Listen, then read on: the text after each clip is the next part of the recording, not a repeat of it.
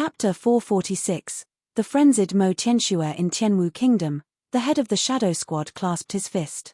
Your Majesty, Her Highness and Zhongshe have arrived at Shenyuan Kingdom. UN. Nodding his head, Mo Tianxue seemed to have recalled something and sighed. There's nothing bad about the lass except that she's too sentimental. Sigh, she has truly wasted all of the efforts I have spent on her.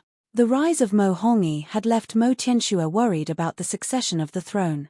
As such, he had always raised his most talented daughter, Mo Yu, as the future empress of the kingdom. In the end, that lass, for her own personal feelings, decided to leave with Zhongshe. This had left him both worried and helpless. The saying it was impossible to keep a daughter by one's side was indeed true. Zhongshe was incredibly talented, and a person of his caliber couldn't possibly remain in Tianwu Kingdom for his entire life. Since there was no hope, she should have just given up on it. She could have remained within the kingdom to cultivate properly and raise her strength to take over the throne. Mo Hongyi's prestige had been on the steady rise ever since he became a 2-star master teacher, and at such a crucial period, she chose to leave instead. When everyone has forgotten about you, how do you intend to inherit the throne? He had truly no idea what was going through the mind of that lass. Her Highness might be willful, but she listens obediently to your Majesty's words. She'll probably return after sending Zhongshe off to the Myriad Kingdom Alliance, the head of the Shadow Squad said. As the head of the private elite squadron under Mo Tianxue, he was a close aide of the latter and understood his thoughts well. On top of strength, prestige was also an important factor for one's succession to the throne. The reason why Mo Tianxue was reluctant to allow Mo Yu to go with Zhongxian was because he wanted to keep her by the side so as to have her come into contact with governance matters and achieve some accomplishments in the field so as to win the respect and loyalty of the royal court. Only then would he be able to pass on the throne without any worries. Yet, she went ahead and left without even informing him. It was no wonder that he was angry. Let's just hope that's the case. Mo Tianxue smiled bitterly. If she were able to win Zhongshe's heart, I wouldn't mind it. She would probably have a brighter future by his side anyway. However, Zhongshe is an incredibly talented person, and I can tell that he has no such intentions about her. Even if she were to accompany him all the way to the Myriad Kingdom Alliance, it would just be a waste of time. The head of the Shadow Squad had no idea how to alleviate Mo Tianxue's worries. Even though he had never interacted with this Zhongshe, he had seen him various times from the shadows and heard much about his affairs. A genius of that caliber belonged to the larger world out there and wouldn't be tied down by romance. Alright, let's not talk about this for now. Putting aside his worries, Mo Tianxue was just about to bring up another topic when an elder barged anxiously into the hall. Your Majesty, Your Majesty. That elder's face was flushed, and his entire body was trembling intensely in agitation. Elder Chu, aren't you responsible for keeping watch at the communication wall? What are you doing here? Mo Tianxue frowned. Elder Chu, whose full name was Mo Chu, was an elder of the royal family. Since the Lin clan had a communication wall that could contact Shenyuan Kingdom, naturally, the Tianwu royal family had one as well. Through this, they could communicate with Shenyuan Kingdom, understand the various changes in the other country swiftly, and make appropriate countermeasures. This Elder Chu was the person responsible for maintaining contact at the communication wall. His position was equivalent to Pavilion Elder Qian of the Tianxian Kingdom, and he was the head of intelligence of the entire kingdom.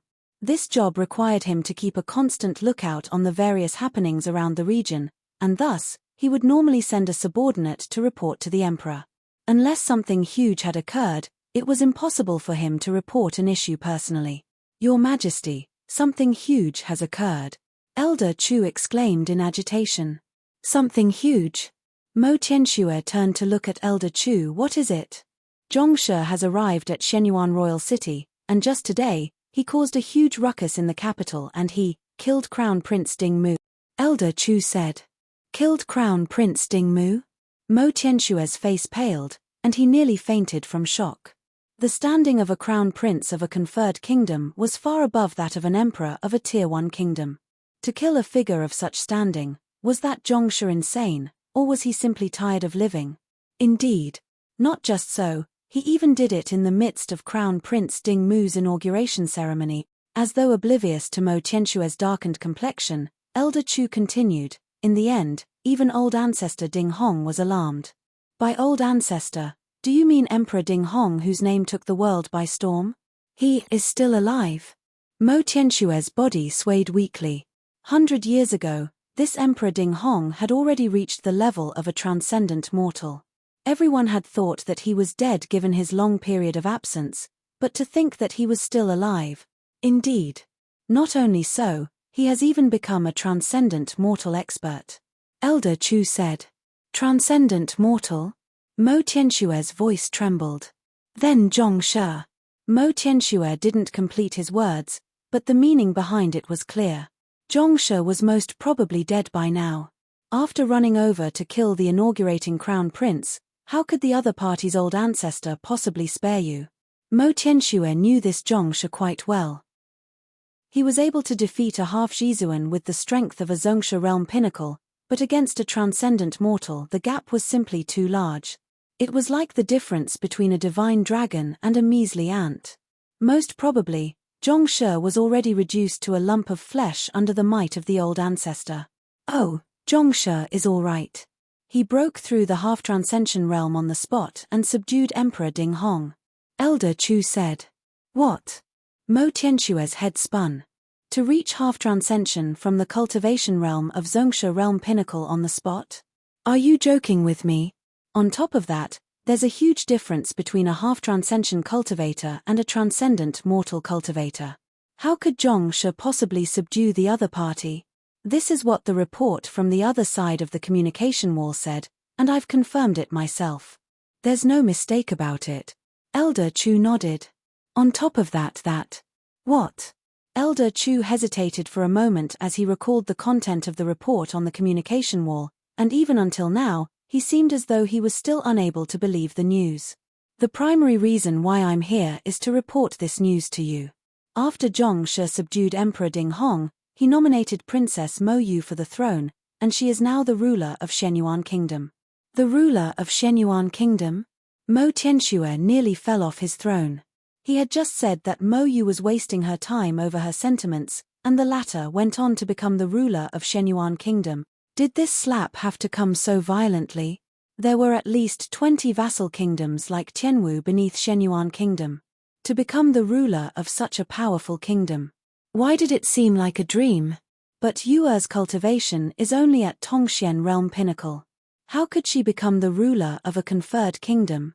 Recovering from the shock, Mo Tianxue suddenly realized that there were some things that were amiss. When Mo Yu left, she was only at Tongxian realm pinnacle. It was already difficult for her to ascend to the Tianwu kingdom throne given her lacking cultivation. To ascend to the throne with such strength in Shenyuan Kingdom, wasn't that no different from committing suicide? Zhongshe also thought that her cultivation was too low, so he helped her achieve a breakthrough on the spot through cultivation impartation. Currently, Princess Mo Yu is a Zhizuan realm pinnacle expert, Elder Chu said. Achieve a breakthrough on the spot. Zhizuan realm pinnacle? Putong. Mo Tianxue's body shook so violently that he fell to the ground. A dazed look was on his face, and he didn't even feel pain when he pulled out a fistful of hair from his head. Tongxian realm pinnacle reaching Zhizuan realm pinnacle on the spot. Zhongshe, can you tell me how did you do it? Yue sure has good eyes. After a long period of time, Mo Tianxue swallowed a mouthful of saliva and muttered slowly with a pale face. Chapter 447, Soul Oracle. In the Master-Teacher Pavilion of Myriad Kingdom Alliance, a grey-robed elder stood at the very front of a room. A warm voice flowing from his mouth drew in spiritual energy from the surroundings. Spirit-gathering diction, an ability that only 5-star master teachers possess. Seated on the front rows of the room were elders dressed in master-teacher robes. All of them were seated upright, and as the words from the grey-robed elder in front washed over them, they fell into a trance-like state. Wang. The voice eventually came to a stop, and the grey-robed elder placed his hands behind his back. I'll be stopping here for today. If any of you have any questions, feel free to raise them. Hongshe, sorry for the trouble. I'm truly grateful to you for conducting a lecture here right after your long journey. Pavilion Master Kang stood up and smiled. Hong Shi, Hong Qian, was a 5-star master teacher from Hongfeng Empire. He was specially invited over to host the master teacher tournament. The grey-robed elder Hong Shi nodded. It's the duty of master teachers to solve the problems that a cultivator meets so that everyone can become strong. There's nothing troubling about that. Yes. Pavilion Master Kang nodded. Just as he was about to continue speaking, the ground shuddered and a bell chimed 4 times. 4 chimes, someone is crashing a pavilion. To think that I would meet with such an interesting matter right after my arrival. Hong Shi chuckled. The different number of chimes of the bell held different meanings in the master-teacher pavilion. 4 consecutive chimes meant that someone was crashing a master-teacher pavilion within the territories of Myriad Kingdom Alliance. Even though pavilion crashing was equivalent to challenging an entire master-teacher pavilion, there were actually quite a few challenges every year. After all, success meant that one would gain great prestige and go down in history. Master teachers were public figures. On top of being teachers, their reputation was important as well. In order to raise one's reputation quickly, there were many who were willing to take the risk. But of course, despite the great benefits pavilion crashing could bring, the penalties for failure were harsh as well. Wu Shi, go and look into the matter. Find out which branch is it. Pavilion Master Kang frowned. He felt embarrassed that such an incident occurred immediately after Hong Shi's arrival. Yes. The elder known as Wu Shi backed out of the room. Before long, he returned and reporting to Hong Shi and Pavilion Master, it's from Shenyuan Conferred Kingdom. Shenyuan Kingdom? Taken aback, Hong Shi raised his head and stroked his beard. I haven't been there for a period of time. My 3-star master teacher examination was taken there. Now that Hong Shi mentions it, I do remember the matter. Even though you were only there for less than 3 years, you towered over all of the master teachers of the kingdom with your talent. Pavilion Master Kang replied after a moment of contemplation. Even though Hong Shi had already become an esteemed 5-star master teacher of Hongfeng Empire, he originated with Shenyuan Kingdom, which resulted in his deep ties with Myriad Kingdom Alliance. Otherwise, he wouldn't have gone through the trouble to travel such a long distance to conduct a competition among the younger generation. Those are in the past now. But in any case, that person who crashed Shenyuan Kingdom's master-teacher pavilion will probably be in for some pain. Hong Shi chuckled. I've left a sliver of my will there. Even a 4-star master teacher would find it hard to successfully crash the pavilion. You left your will there. It'll be nigh impossible for the challenger to pass then. For a moment, Pavilion Master Kang was stunned before a bitter smile crept onto his face. Pavilion crashing wasn't just about defeating all of the current master teachers within the master teacher pavilion. The greatest difficulty lay in answering the questions raised by the will of the preceding generation's master teachers. Hong Shi was a 5-star master teacher who possessed incredible means. Since he had left behind a sliver of his will in Shenyuan Kingdom Master Teacher Pavilion, who could possibly crash the pavilion successfully? Even Pavilion Master Kang himself, despite being the Pavilion Master of Myriad Kingdom Alliance Master Teacher Pavilion, would find it hard to succeed, not to mention, a person from a conferred kingdom. Some youngster hoped to earn prestige quickly through pavilion crashing, but how can it be that easy? Nodding his head, Hong Shi suddenly recalled some matters about the Shenyuan Kingdom Master Teacher Pavilion and said, in the Shenyuan Kingdom Master Teacher Pavilion, other than me, 3 other 4-star master teacher left behind their wills as well. To get to me, the challenger would have to pass their tests first. Those 3 tests are probably more than enough to halt the challenger in his footsteps. Pavilion Master Kang nodded. Just as he was about to continue speaking, the ground shook once more, and the bell chimed for 5 times consecutively. That person successfully crashed the pavilion? For an instant, everyone froze. From the start of the crash until now, it had only been 10 minutes or so. To defeat the will of 3 4-star master teachers and 1 5-star master teacher in such a short period of time. Wasn't that way too fast? Hong Shi was also stunned. Hurry up and find out who it is. A moment later, his lips quivered and he hurriedly instructed. To answer the question raised by will in 10 minutes and successfully crash the entire pavilion. How in the world did that person do it? A huge commotion broke out within the entire Master-Teacher Pavilion. Who? While a huge commotion was going on in Myriad Kingdom Alliance Master-Teacher Pavilion, in Shenyuan Kingdom, Luo Qianhong was staring at the darkened Master-Teacher Tower with a helpless look. There were various steps to pavilion crashing. Firstly, one had to defeat all of the Master Teachers in the Master-Teacher Pavilion. He knew that there was no one in the Shenyuan Kingdom Master-Teacher Pavilion who was a match for Zhongxian, and there was no point in battling, so he immediately activated the Master-Teacher Tower. Retained within the Master-Teacher Tower were the wills of predecessors. To successfully crash a pavilion, one had to walk from the bottom of the tower to the top and extinguish all of the lights in the midst. Given that the tower was completely dark already, this meant that Zhongxian had passed all of the tests and succeeded in his pavilion crashing. Jia. A young man walked out from the tower gate. Glancing at the young face which reflected an age below 20, Luo Qianhong shook his head. He had already guessed that the other party would succeed after his outstanding performance at the Heaven's Altar, but even so, he didn't expect the other party to succeed so quickly. Those were the wills from a 5-star master teacher and 3 4-star master teachers.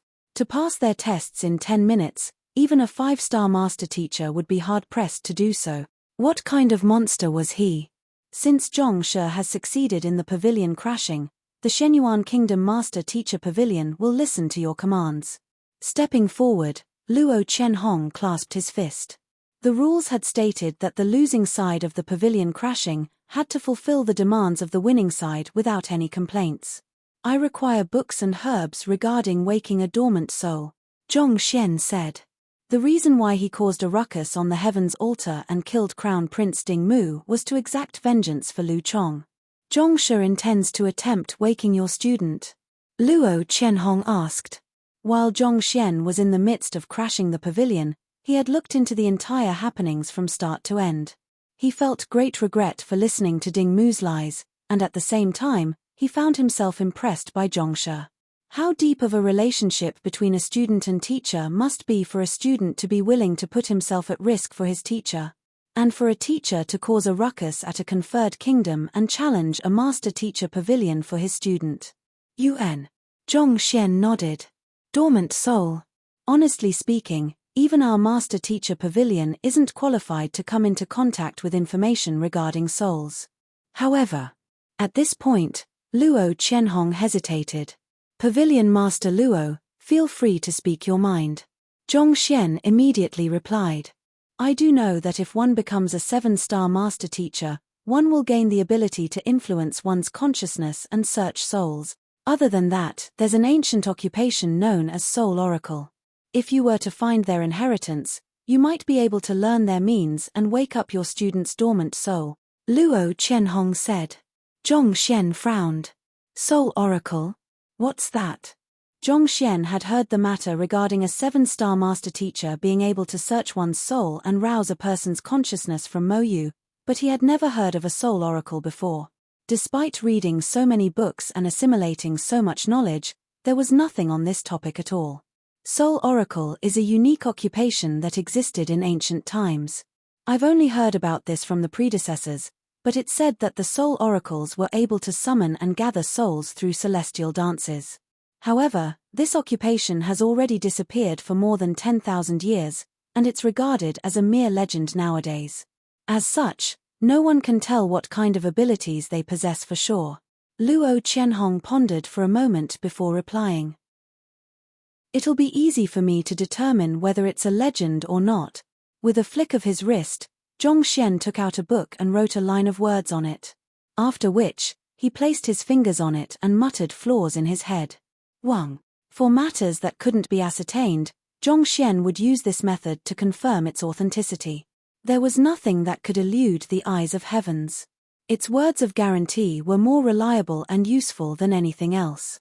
Casually flipping it open, Zhongxian's breathing began to hasten, and his fists subconsciously clenched together. A line of words was written on the blank page: Soul oracles can summon and gather souls, and the book compiled in the Library of Heaven's Path didn't indicate any error with the statement. In other words, it was right. To think that there would be an occupation capable of manipulating souls in this world. Suppressing his agitation, Zhongxian asked, "Pavilion Master Luo, do you know where the inheritance of soul oracles can be found? Or where I can find books regarding the occupation?" As long as he gathered sufficient books, he would be able to form a Heaven's Path manual and learn the occupation. It didn't matter much to him whether the inheritance was complete or not. After a moment of contemplation, Luo Qianhong said, "I don't know where you can find the inheritance of soul oracle. However, recently, there have been rumors that a soulless metal humanoid was found in Honghai City of Myriad Kingdom Alliance, and an auction over it will be conducted in the next few days. The soulless metal humanoid is known to be a product created by soul oracles. If they have truly left behind an inheritance, you might be able to find some clues on it." Honghai City. Zhongxian frowned. A map of Myriad Kingdom Alliance appeared in his head, and he immediately located Honghai City. Even though Myriad Kingdom Alliance was known as an alliance, it was actually an empire ruling over all of the other kingdoms in the region. The position of the alliance head was somewhat similar to the position of an emperor in a kingdom. Honghai City was a large city within the territory of Myriad Kingdom Alliance, and its scale was on par with the capital, Myriad Kingdom City. Honghai City is known as the trading hub of the entire Myriad Kingdom Alliance. The soulless metal humanoid is known to be a special puppet crafted by ancient soul oracles to protect themselves at close proximity. Since one of them was found there, you might really find something there, Luo Qianhong said. While the chances of unearthing the inheritance of the soul oracles were extremely slim, it still beats searching and engaging the help of a 7-star master teacher. A 7-star master teacher could be considered to be a figure that stood at the pinnacle of this world. Putting aside how even the strongest experts of Myriad Kingdom Alliance had never met such a figure before, there was also no reason why a 7-star master teacher would go through the trouble of treating the student of an insignificant person like Zhongxian. UN. After hearing the other party's explanation, Zhongxian made up his mind. "Since I'm heading for Myriad Kingdom City anyway, I'll drop by Honghai City to take a look then." Chapter 448. The levels of transcendent mortal. A gigantic spirit beast glided through a sea of white clouds. From the back of this gigantic spirit beast, Zhongxian glanced out of a window to peer into the distance. This transcendent mortal 3-dan spirit beast was Gongzi Zhao Feiwu's mount. Upon knowing that there was a clue to the inheritance of soul oracles in Honghai City, Zhongxian immediately gathered Zhao Ya and the others and left for Honghai City. As Mo Yu was now the empress of Shenyuan Kingdom, there were countless matters on her agenda, thus making it imperative that she remains in the capital. Before departing, Zhongxian instructed Luo Qianhong to take care of her. Initially, Zhongxian intended to ride the Steelfang howling beast to Honghai City. However, after learning that it was over 1,000,000 kilometers away, he immediately dropped the idea. Given the howling firmament beast's current speed as a Jizuan realm savage beast, even if it were to travel non-stop through the day and night, it would still take at least a month for it to cover the distance. In comparison, Zhao Feiwu's transcendent mortal 3-dan mount was much faster. On top of that, its back was broad so it wasn't cramped even when the entire group was riding on it. Besides, Zhao Feiwu insisted on it, and Zhongxian couldn't find any reason to turn her down either. To date, it was already the 5th day since they took off from Shenyuan Royal City. "Teacher, aren't you a poison master? Why did you become a subordinate of the envoy?" It wasn't easy for Jiyu Mu to meet his teacher, so the duo started catching up. Jiyu Mu raised a doubt that he had been harboring in his mind ever since he learned of Gongzi's true identity. Poison master was an occupation that left others trembling in fear, and most would choose to keep their distance. Given such, how did his teacher become a subordinate to this Gongzi? "The reason why I left the poison hall back then was to exact vengeance. However, I fell into my enemy's trap instead, and even though I still managed to kill him in the end, I was severely injured in the process as well. It was Gongzi's father who saved me. In order to prevent others from learning of my identity as a poison master, I've been avoiding the use poison in public since then," Jin Songhai said. Just like what Jiyu Mu said, it was rare for a poison master to be subordinated to another. After all, even if poison masters were willing to be subordinated, considering their horrid reputation on the continent, who would be willing to take them in? After Jin Songhai was saved by Gong's father, he had been serving the latter by his side. To prevent others from learning of his identity as a poison master, he chose to avoid the usage of poison, and it had been several years since then. In the eyes of others, he was nothing more than a diligent subordinate. Little did they know that a fearsome 4-star poison master hid beneath that cover. Teacher. On the other hand, Yuan Dao and the others walked over to Zhongxian. After consuming the spirit beast blood essence, Yuan Dao's emperor's bloodline was further awakened, thus inducing a significant leap in his cultivation. With this, he caught up with Zhao Ya, who had been the strongest in the group with a cultivation of Zongsha realm pinnacle. As for Zheng Yang, Wang Ying, Liu Yang, and Sun Qiong, Zhongxian gave them a lotus seed each. Instead of raising their cultivation through cultivation impartation, he imparted them a simplified version of Heaven's Path divine art instead.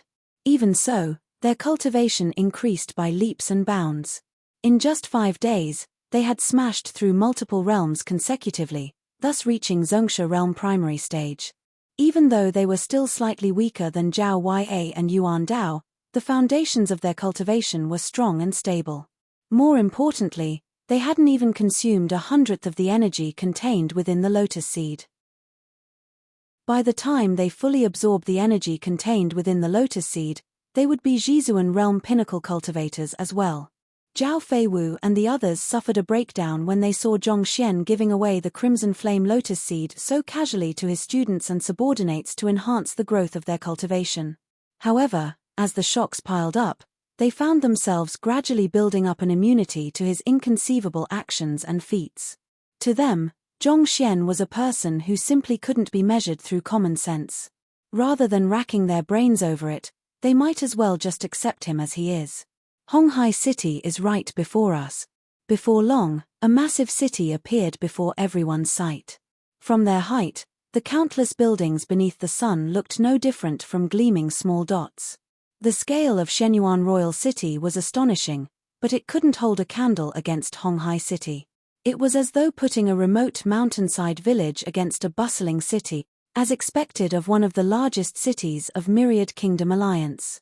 Putting everything aside, just the large and refined infrastructures reflected wealth far above that of a conferred kingdom. Honghai City is a trading hub where merchants from all over Myriad Kingdom Alliance, be it Shenyuan Kingdom, Chihe Kingdom, or Liusu Kingdom, gather. Goods tend to fetch a higher price here, so the merchants from the various conferred kingdoms would export their goods here to earn a greater profit margin.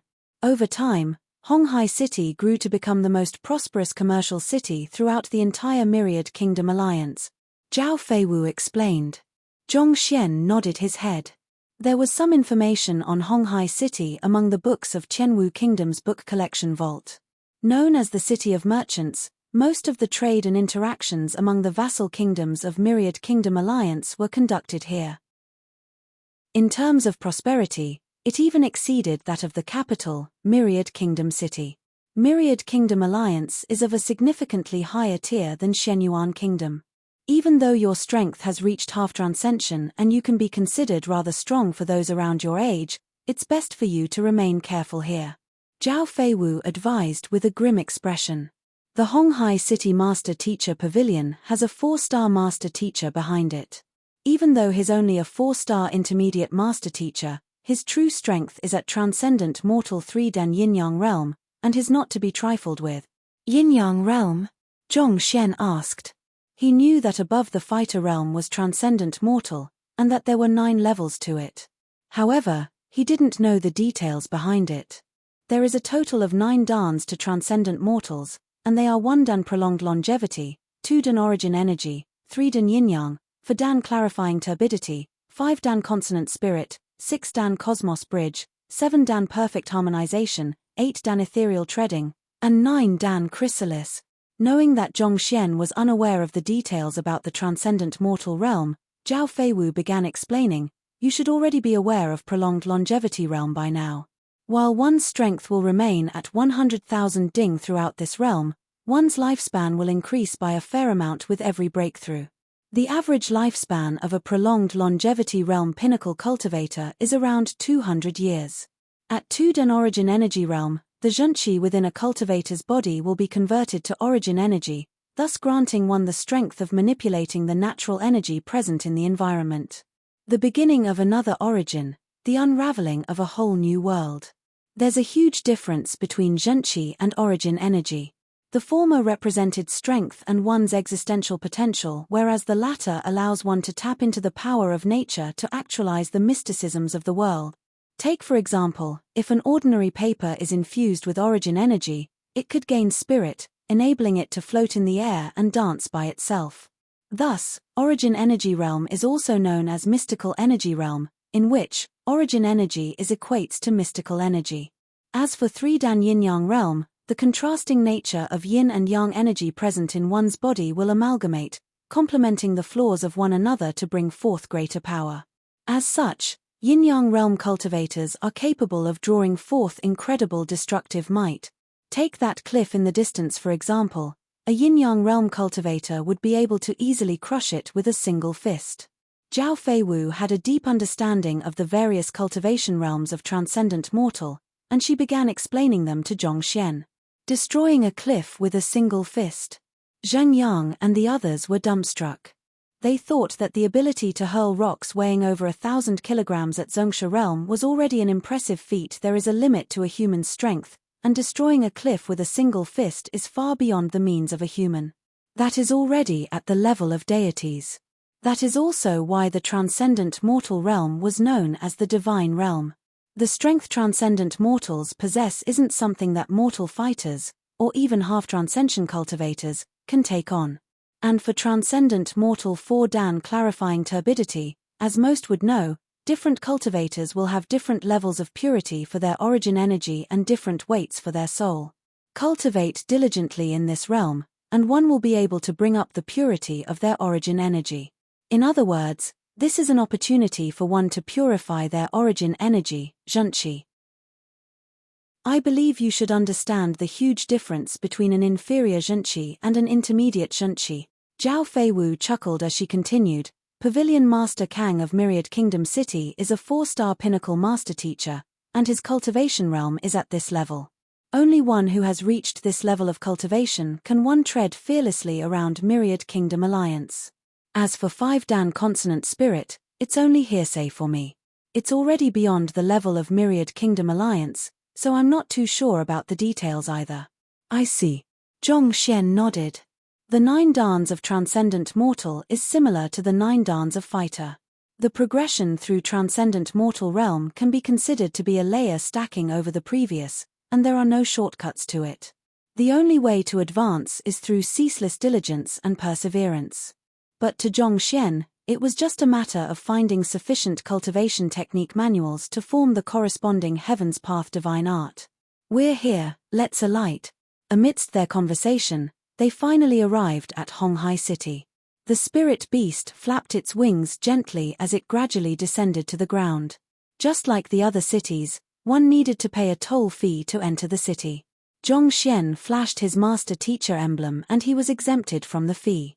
The broad streets of Honghai City were bustling, and one could see all kinds of objects being sold everywhere. Phantom pinnacle weapons, the strongest weapon tier among the possessions of the wealthy Lin clan, could be found easily in any shop in the area. Gold coins are technically useless in Honghai City. The currencies that are most commonly used here are tutelage jade tokens and spirit stones, Zhao Feiwu said. The tutelage jade token of master teachers are valued based on the rank of the issuer. A 4-star master teacher jade tutelage token is equivalent to 100 from a 3-star master teacher, and a 3-star master teacher's jade tutelage token is equivalent to 100 from a 2-star master teacher, so on and so forth. As for spirit stones, a 3-star master teacher's tutelage jade token is worth around 10 of them. One can use tutelage jade tokens for trading? Zhongxian's eyes lit up. It was no wonder why master teachers were so well respected around here. To think that even their lesson time was regarded as a currency, even if one wasn't interested in cultivating, there is no reason for one to shun money. But thinking deeper into it, it did make sense. The guidance of a master teacher could solve the various problems and hiccups that cultivators meet during their training. Putting aside 2 hours, Even just a few minutes of guidance could play a pivotal role toward a cultivator's breakthrough. Given the value of these tutelage jade tokens, it wasn't surprising for it to be traded as a form of currency.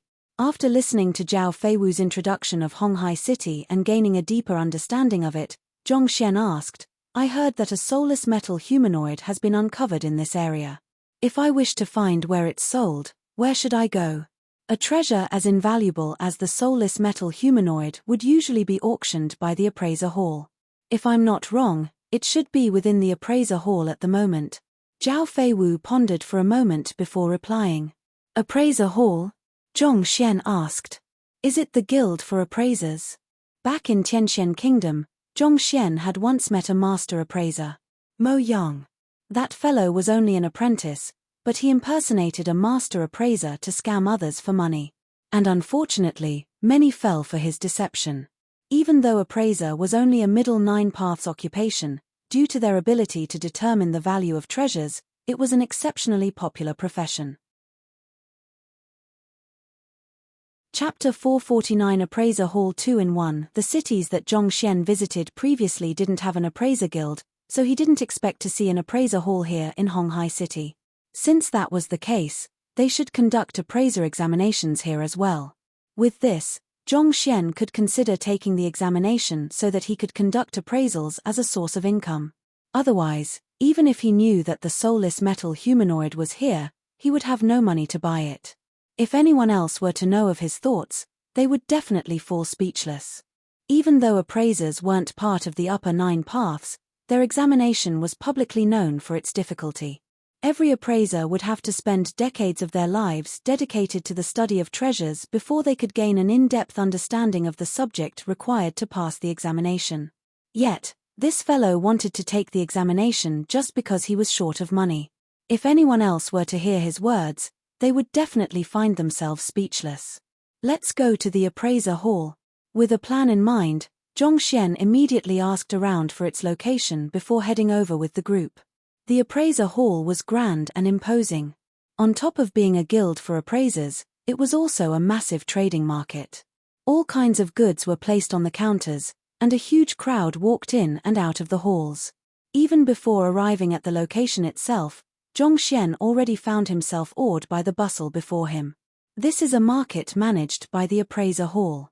Most of the goods in here are authentic, having been verified by the appraiser hall, thus paving way for it to become the largest trading market in the Myriad Kingdom Alliance. Seeing the astonished expression on the face of this incredible genius, Zhao Feiwu couldn't help but feel slightly gleeful. Due to the unique nature of the occupation, the appraiser hall had become a symbol of trust among the population. Most of the objects that the appraiser hall dealt in were expensive before the appraisal, and thus, most people were willing to fork out an additional sum to ensure the authenticity of the goods bought. As such, the business conducted by the guild grew steadily over time. This was precisely the reason why, even though appraiser wasn't a member of the upper nine paths, it was one of the most lucrative occupations. Most master teachers preferred to take on this occupation as their supporting occupation. However, appraising required one to have a deep understanding of the artifact's history, background, purpose, material, origin. Only when one was able to apply such vast knowledge in appraising would one be able to achieve some accomplishments in the art. Even so, the further one climbed, the harder the examinations became. Thus, even though there were many people who dreamed of taking the appraiser examination, there were very few who had managed to achieve a rank of 3-star and above. In fact, the number was even far beneath that of master teachers. This was the main reason why there were very few appraiser halls on the continent, such that even a place like Tianwu Kingdom didn't have an appraiser hall. This was also why an impersonator like Mo Yang was able to win the admiration of so many people easily. Can appraisers ensure that their appraisals are accurate? Sun Qiong couldn't help but ask. He had once operated a shop in a market, and thus, he knew a thing or two about imitations. So what if one was an appraiser? There was no one who could ensure that their judgment would be 100% correct all of the time. After all, it was normal for a mortal to err. Just like how it was impossible for one to tread along the riverside often and avoid getting wet, formidable appraisers couldn't possibly ensure that they wouldn't make a mistake in their entire life either. Appraisers are limited by their discernment ability and rank, so it is indeed impossible for them to guarantee that all of their appraisals are accurate. Under such circumstances, they would invite other appraisers to appraise it together, and if the invited ones are unable to give a concrete answer as well, they would simply give the client their evaluation on the artifact to serve as a basis for consideration. Zhao Feiwu said. But that's no different from giving no answer at all. Sun Qiong shook his head. An appraiser is only allowed to make 3 judgmental errors throughout his life. Once they exceed this limit, they'll be stripped of their license. Thus, when stumbling across something they're unsure of, they won't give their judgment easily. Jin Songhai interjected. 3 times. UN. From the moment one becomes an appraiser, every artifact that one appraises will be documented and filed. If something goes wrong with the artifact, it'll be considered as an error. Once the number of errors exceed 3 times, regardless of the rank of the appraiser, he'll be stripped of his license. Jin Songhai continued. Throughout his years, he had seen many appraisers being stripped of their licenses just because of a careless mistake. Some of them had accrued prestigious reputations throughout their lives, only to lose it all due to a few careless mistakes. Everyone fell silent. Even though many people craved to become an appraiser, it seemed like this occupation wasn't as easy as it seemed. Once the number of mistakes one committed exceeded 3, one's license could be revoked. But who could ensure one wouldn't make any mistakes at all? Actually, all occupations are the same. The rules governing master teachers are even stricter. One's reputation could potentially be destroyed completely if they were to make a single mistake in their guidance, resulting in a loss in trust in one. Seeing how everyone was sympathizing with appraisers, Zhongxian shook his head. Before he came to this world, his previous self also committed the same error. Due to misguidance, he caused a student's cultivation to go berserk, resulting in Zhongxian being unable to recruit even a single student after his arrival. Indeed, physicians are the same as well. A single error could possibly result in a death. Zhao Feiwu nodded in agreement as she glanced at the youngster before her. Even though he seemed to be around the same age as her, how was he able to solve the innate muscular deficiency that even 5-star physicians were helpless before, and treat her? So many things. How beautiful. Just as Zhao Feiwu was contemplating over how the latter managed to learn his medical skills, the excited voices of Yuan Dao and the others sounded from behind. While she was deep in contemplation, the group had already walked into the grand hall. Everywhere that the eye could see were vendors selling their goods, and the variety of goods covered dozens of occupations. Medicine, pills, cauldron, weapons, formation plates. As though stars in the skies, they densely filled the hall within, making it hard for one's mind to process everything. The treasures which were impossible to see under normal circumstances gleamed all around them, stimulating their minds. Those who are passing by, come over and take a look. This is the newest, treasure discerning mirror. It has the ability of determining the value of an artifact automatically, giving you assurance when you're buying other goods. It's only going off at 10 spirit stones now. If you don't buy it, you'll be making a huge loss and putting yourself at risk of scams, a young man shouted. Treasure discerning mirror? Zhao Ya and the others blinked their eyes in interest, and they prepared to head over. It's just an ordinary mirror, it's a scam. If that were really a treasure discerning mirror, he wouldn't be selling the mirror here for 10 spirit stones. Zhongxian shook his head. Even without using the Library of Heaven's Path, he could determine the value and background of some of the less potent artifacts via the Eye of Insight. With just a single look, he could tell that the supposed treasure-discerning mirror in the young man's hand was a fake. A scam. Isn't everything in here authentic? Zheng Yang couldn't help but glance doubtfully at Zhao Feiwu. The other party had just said that the appraiser hall served as a guarantee for the authenticity of the goods here, so why would there be an imitation here? How many artifacts are there here? Zhao Feiwu rolled her eyes as she gestured to the surroundings. There are at least several tens of millions of goods here, perhaps even 100 million, Zheng Yang said, while taking a look around. Furthermore, that is only as far as my eye can see. There are still some places beyond my view, so there should be even more than that. There were nearly 100,000 booths scattered throughout the market, and innumerable treasures were placed neatly on each booth.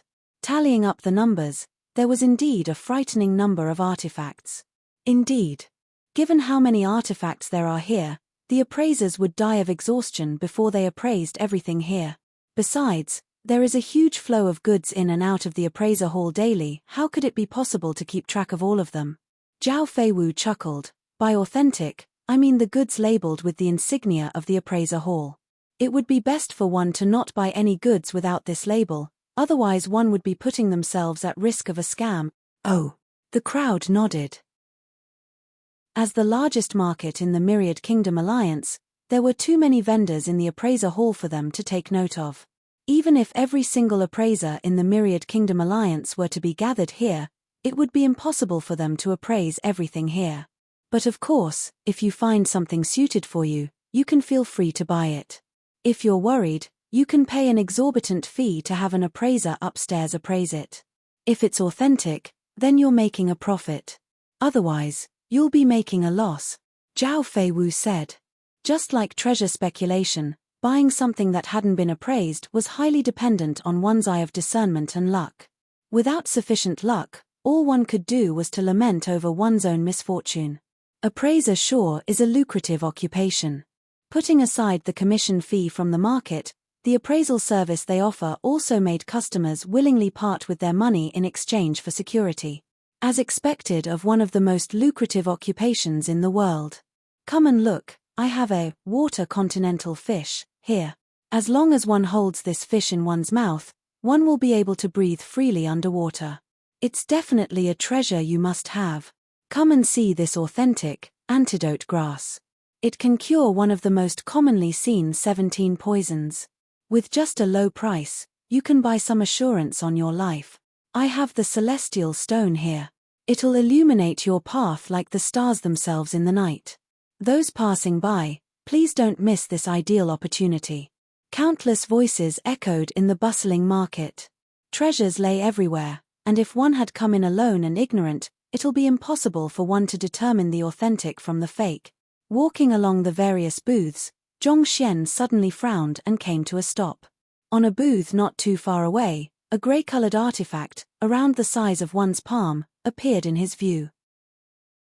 Even though his eye of insight hadn't reached the highest level yet, and he was still a far way from matching up to the means of an advanced master teacher, he was still able to easily determine the origin and background of normal artifacts.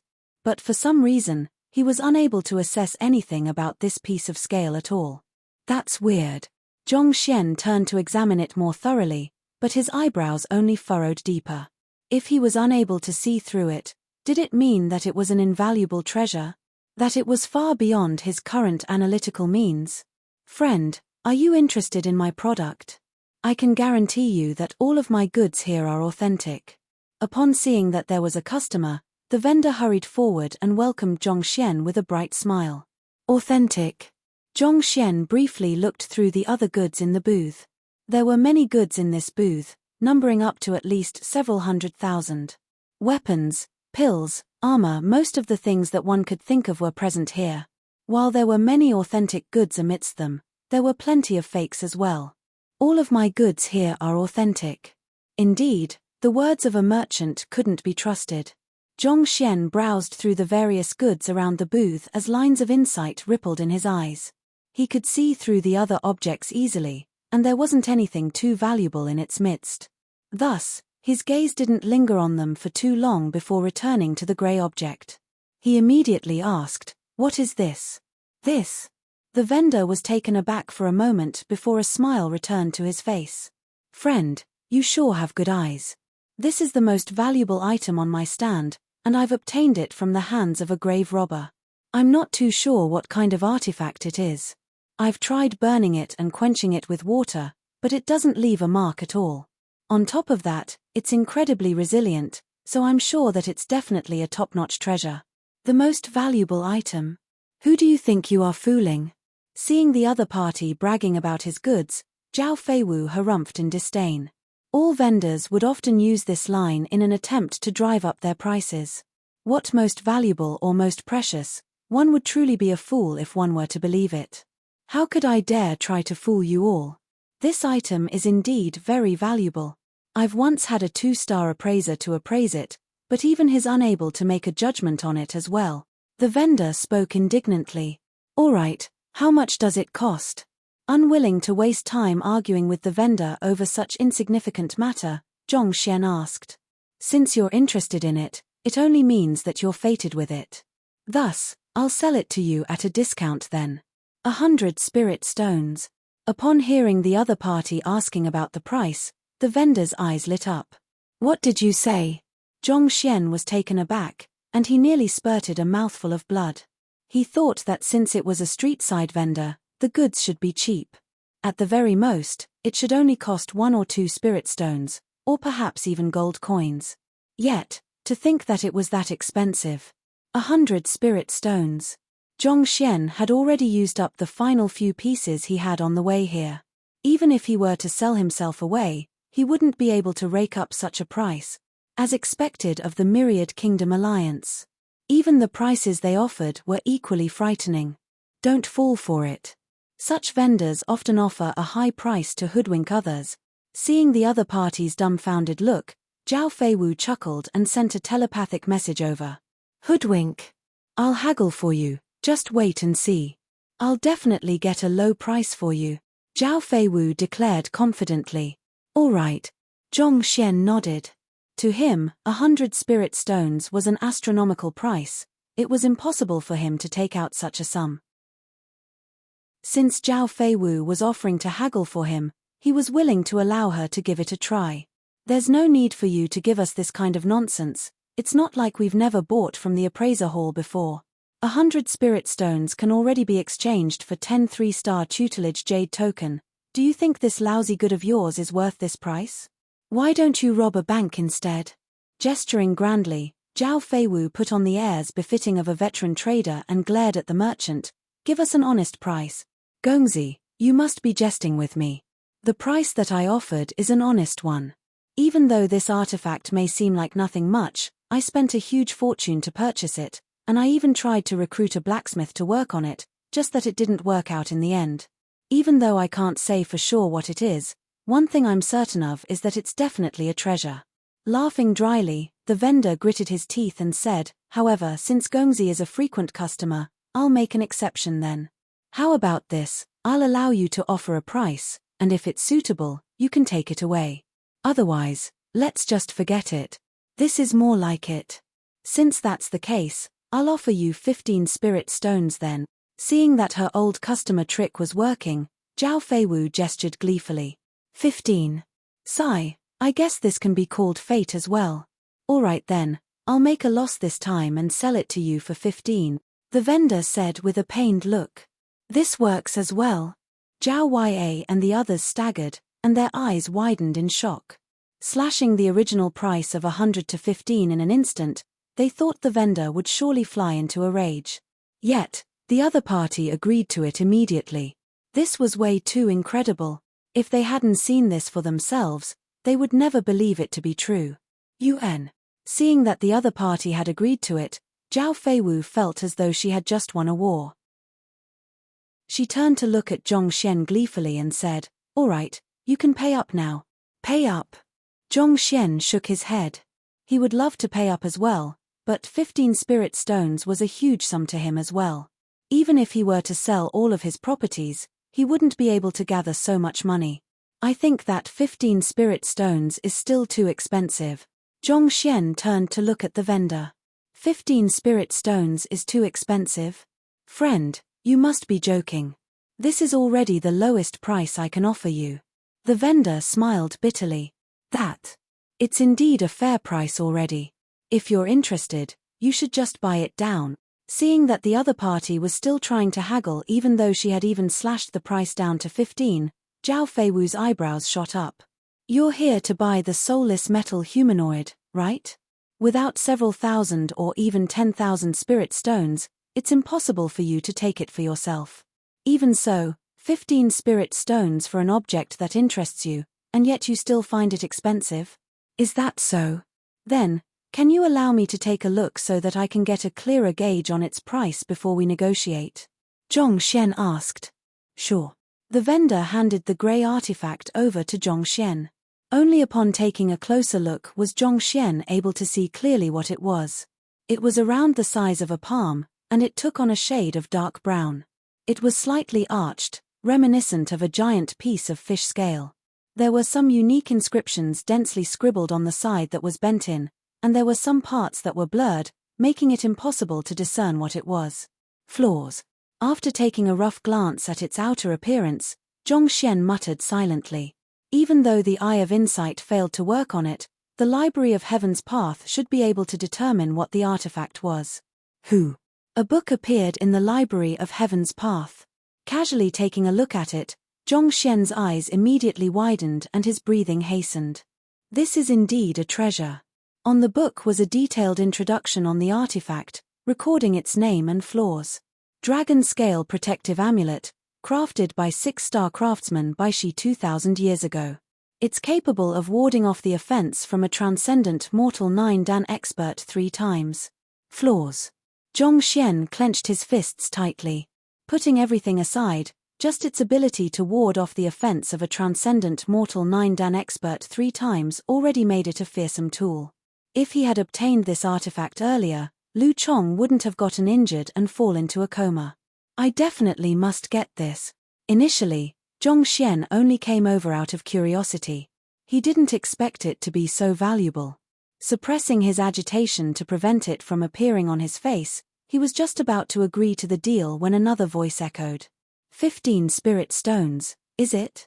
I'll take it. Turning around, Zhongxian saw a middle-aged man looking over with gleaming eyes, staring fixedly at the dragon scale protective amulet in his hands. Grandmaster Appraiser Liu Chang. The vendor seemed to recognize the other party and he hurriedly spoke up. I would have given it to you straight since you're interested in this item. However, this friend here has set his eyes on it first, so how about you two negotiate over this matter? Grandmaster Appraiser. Upon hearing how the vendor addressed the other party, Zhongxian immediately started assessing the middle-aged man. There was an emblem pinned on his chest, on which there were 2 bright stars. A 2-star appraiser. Appraisers would also stroll around this area sometimes to browse through the different artifacts and purchase items that interest them. If they were to stumble by some valuable treasure, they could make a huge killing as well. Appraiser Liu Chang frowned. He turned to Zhongxian and ordered, I'm interested in this item, so give up on it. Pardon me, but I'm interested in it as well. I've no intentions on giving it up. Zhongxian shook his head. You must be pulling my leg. If I didn't know what it was, I could have given it to you. However, now that I know how valuable this artifact is, I wouldn't give it up even if you were to beat me to death. This artifact could potentially save my life 3 times, only a fool would give up on it. You refuse to give up on it. Appraiser Liu Chang harumphed coldly. Ignoring Zhongxian, he immediately turned to the vendor and said, even though he has set his eyes on it, he hasn't paid up yet, right? It's only natural for the good to go to the highest bidder. How about this? I'll offer you 50 spirit stones, so sell it to me. 50. 50. The vendor's eyes lit up. He obtained this artifact unintentionally, so he had no idea how much it was actually worth. In his view, it was definitely a good deal for him to sell it for 50 spirit stones. Agitated, he quickly turned to the young man and said, Friend, Grandmaster Liu has already made an offer, so if you're not going to offer anything higher, I'll have to ask of you to return the object to me. Zhongxian turned to look at the vendor and said, since that's the case, I'll offer you a price too. If you find it appropriate, sell this item to me. All right. The vendor nodded. 50 gold coins. Zhongxian declared. 50 gold coins? The vendor froze for a moment, and he nearly spurted a mouthful of blood. The other party had offered 50 spirit stones, and yet you still dare to offer 50 gold coins? Brother, are you taking me for a fool? Chapter 450. Grave Robber. The gold coin was a generally accepted currency within the Myriad Kingdom Alliance. However, along with the rise in the rank of the kingdom, its use grew less and less frequent. One couldn't buy a spirit stone even with 1,000,000 gold coin. To offer 50 gold coin for something valued at 50 spirit stones? You must be joking. By the side, Zhao Feiwu's eyebrows twitched and she nearly puked blood. It took her so much effort to haggle the price down from 100 to 15, yet this fellow offered 50 gold coins? It was just a moment ago that she said that the other party might as well rob a bank. Why does it feel like Zhongshe was the one who should be robbing a bank instead? In a sense, Zhongshen's offer wasn't any different from daylight robbery. 50 gold coins? Appraiser Liu Chang was still worried that the other party might offer a higher price. Thus, when he heard Zhongshen's words, he nearly burst out laughing. Where did this countryside bumpkin come from? Spirit stones and gold coins were two different trading currencies with completely different values. I offered 50 spirit stones, yet you went ahead to offer 50 gold coins. Why don't you just tell the vendor to give it to you instead? You sure are thick-skinned. Appraiser Liu Chang glanced at Zhongshen in disdain. To declare an offer of 50 gold coins so brazenly, you're probably the only one in the entire market. I apologize, but I'll have to turn down your offer. Recovering from his shock, the owner hurriedly shook his hands. He'd thought that the other party was some rich gongzi, young master, or something similar. In the end, he turned out to be just some poor bloke. To think that he had wasted so much time on the other party. Do you think that my price isn't high enough? Zhongshen didn't get angry. Instead, he smiled calmly in response. The vendor fell speechless. This was no longer a problem of whether the price was too low or not, but that the offer was as good as offering nothing. Have you ever seen anyone holding a stalk of grass to purchase anything? Appraiser Liu Chang, I'll be selling this item to you then. May I know if there's anything you're interested in as well? I'll wrap it up for you together. Having lost his patience for the countryside bumpkin, the vendor turned his attention to Liu Chang. Does that mean that you aren't going to sell it to me? Zhongshen shook his head and a look of pity flashed across his face. Sigh, I was thinking that I could solve your insomnia and nightmares if you'd sold the item to me. Since you aren't interested, let's forget about it then. After leaving behind these words, Zhongshen placed the scale back in place, turned around, and prepared to leave. What did you say? The vendor had intended to ignore Zhongshen regardless of what he said, but upon hearing those words, his body immediately stiffened and his face turned pale. Friend, please wait a moment. To cultivate was to go against heaven, forcibly absorbing the spiritual energy from environment to nourish oneself. Under normal circumstances, it was rare for one to suffer from insomnia and nightmares. But for some reason, for the past half a year, he found himself unable to fall asleep, and even if he managed to doze off, he would immediately be jolted awake. If it was just a day or two, he would still be fine with it. Yet, it continued on consecutively for half a year. Despite his powerful cultivation, his mind was already reaching its limit. Privately, he had consulted many physicians but they were all powerless against it. Yet, the person before him had pointed out his problem and offered to give him a solution to it. How could he not feel agitated? Recently, do you find yourself being jolted awake frequently, sweating profusely whenever it happens? Also, when you fall asleep, does your body convulse slightly? Knowing that the other party would definitely stop him, Zhongshen smiled and turned around. How did you know? The vendor's body trembled in shock. Due to being unable to sleep, even though he could make up for his lack of rest through cultivating day and night, his face was still unnaturally pale. Most physicians could tell that much, but waking up sweating profusely and convulsing in his sleep, these were symptoms that only he knew of. He hadn't told anyone about it before, not even his wife. How did the other party learn of it? And to even point it out directly. I can solve your problem, Zhongshen said calmly. Solve my problem? The vendor's body trembled in agitation, unable to believe that he would be freed from his agony. You are free to choose whether to believe my words or not, but this is the only chance you're going to get. If you don't solve it soon, your lifespan will take a toll and you won't live for much longer. With his hands behind his back, Zhongshen spoke indifferently. Even though Zhongshen wanted the dragon scale amulet, he needed the other party to place his trust in him first. Otherwise, it would be futile no matter how much he spoke. The vendor hesitated.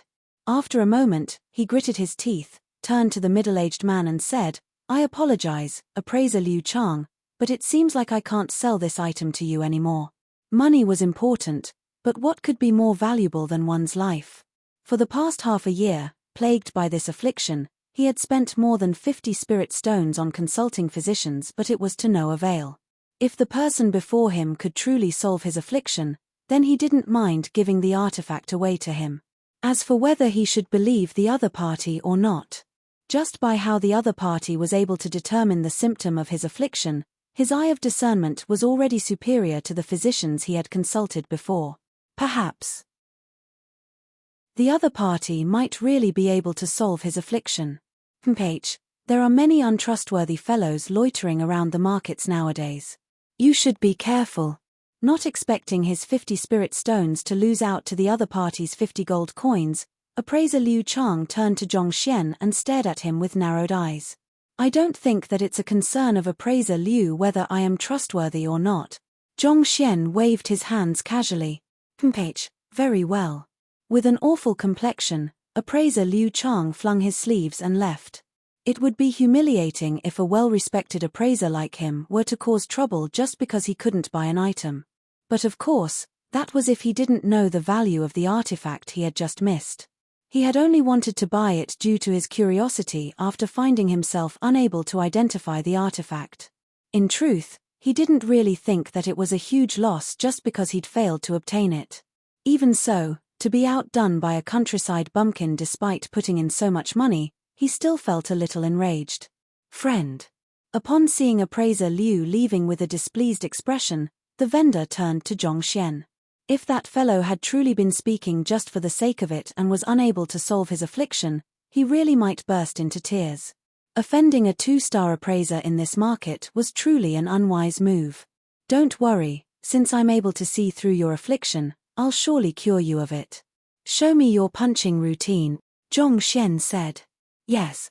Without much hesitation, the vendor began executing his fist art, causing a huge gust of wind to blow. To think that even an ordinary vendor's cultivation would reach half-zongsha, as expected of the Myriad Kingdom Alliance.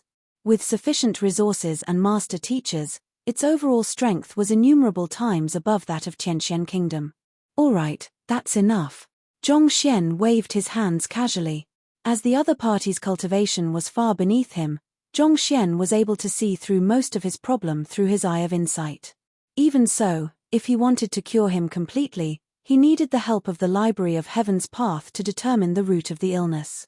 You've quite a few valuable objects on you, but if I'm not wrong, you obtained them through depraved means.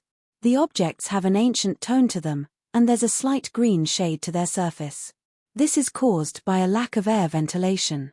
On top of that, an aura of death is exuding from you. If I'm not mistaken, your expertise is digging graves. Walking up to the vendor, Zhong Xian looked around before speaking nonchalantly. You. The vendor's face paled, and he nearly fell to the floor in fright. Digging graves was a nicer way to put it. In truth, he was a grave robber. No matter how powerful an expert was, regardless of whether he reached Jizuan realm or transcendent mortal realm, it was impossible for him to escape the sands of time. Eventually, all would be swept away by the river of history. After their deaths, these people would be buried in a tomb along with their most prized possessions. And it was exactly through digging these places and selling the artifacts of the dead that the vendor's business could grow to such a scale. However, he had hidden this fact well. Many of his close friends weren't aware of it. Thus, having his main trade being exposed by Zhong Xian left him lightheaded, and he nearly fainted from shock. You don't need to worry, I've no interest in your business. Chuckling softly, Zhong Xian continued, I'm just talking about the origin of your affliction. If you'd only dug up ordinary tombs, there wouldn't be any problems at all. However, 8 months ago, you dug up the grave of a transcendent mortal. Am I mistaken? Zhong Xian looked over. This. No, you aren't. The vendor clenched his jaws. Unfortunately for you, that transcendent mortal was betrayed by his wife and killed by his good friend, causing his resentment to linger in the world even after his death. If my judgment doesn't fail me, you must have taken a personal possession of his and carried it along with you. Zhong Xian continued asking. Yes. The vendor nodded his head as he stared at the fellow before him as though he had seen a ghost. The other party's tomb was shabby and there was nothing of value there except for a personal amulet. Since it seemed as though it was at least worth something, he'd taken it along with him. How did this fellow know about something so private? On top of that, to describe it so clearly as though he had seen it himself. It's precisely due to the resentment contained within this object that you found yourself suffering from insomnia and convulsions when you finally fall asleep. It's actually not too difficult for you to solve your problem. You just have to return to the tomb, pay respects to the owner, return the amulet, and treat his descendants well. If so, your affliction should disappear, Zhong Xian stated. In truth, the affliction this vendor was suffering from was kind of similar to that of apothecary Chen Xiao back then. The latter took possession of an apothecary's cauldron while disregarding his promise toward the other party. As a result, he was cursed. On the other hand, this vendor had been plagued with the resentment of a transcendent mortal expert for a long period of time. It would have been bizarre if there hadn't been anything wrong with him. If he didn't resolve the issue soon, his longevity would definitely be reduced significantly. Most probably, in less than a few years, just as with apothecary Chen Xiao back then, the aura of death would shroud him, claiming his vitality. Zhong Xian's words from before claiming that the other party wouldn't live for long wasn't just fear-mongering. Master, thank you for your guidance. Given how the other party's analysis was spot on, the vendor already felt significant trust toward Zhong Xian's words, and he was filled with gratitude for him. All along, he thought that it was a problem with his body. Never in his dreams could he have imagined that it would be due to this. This item. Master, please take it. Upon learning the method to curing his affliction, the vendor immediately passed the dragon scale protective amulet over. He had no idea what use this artifact had, but no matter of how expensive it was, he didn't think that it could be more valuable than his life. In a sense, he had profited from this deal. Zhong Xian nodded his head and kept the amulet. Then, with a flick of his wrist, he took out a pile of gold coins. There were precisely 50 of them in the stack. Here is your money, there's no need for it. The vendor shook his hands, turning down the payment. Rather than taking this measly sum of money, he might as well just give the amulet away. At the very least, he could win the goodwill of the other party in this way. Why is there no need for it? Since we've agreed on the price, if I don't pay you, wouldn't it be no different from robbery? Zhong Xian spoke righteously. All right then. Left with no choice, the vendor could only accept Zhong Xian's payment. This works as well.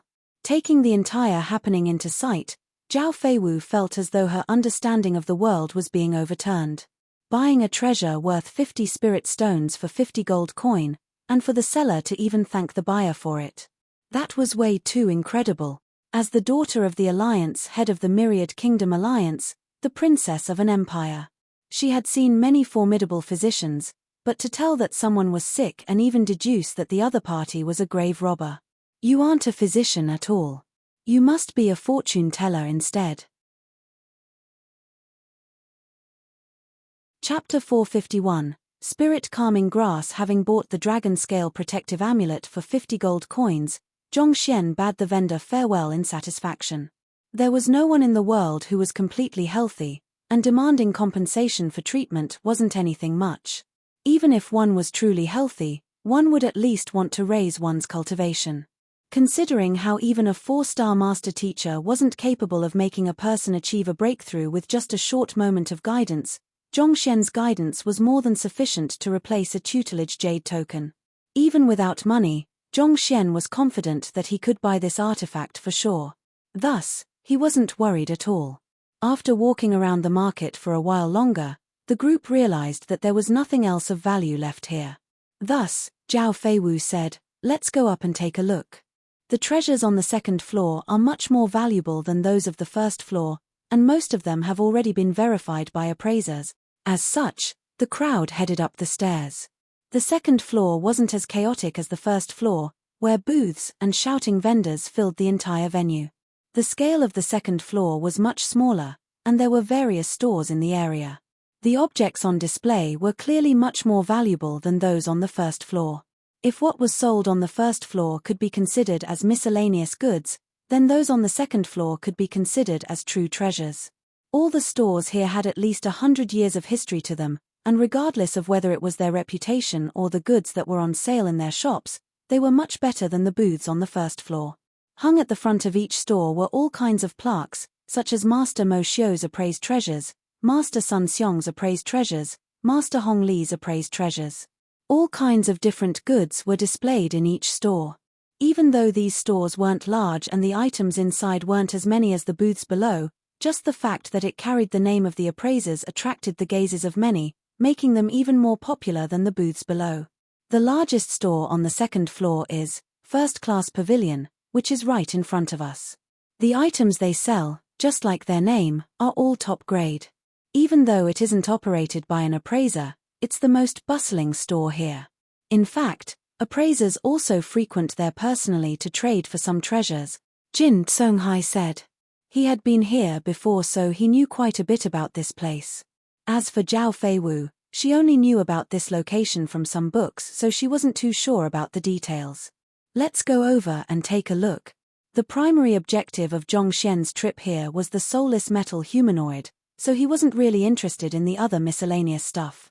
However, since the supposed first-class pavilion was right before them, it wouldn't hurt to take a look.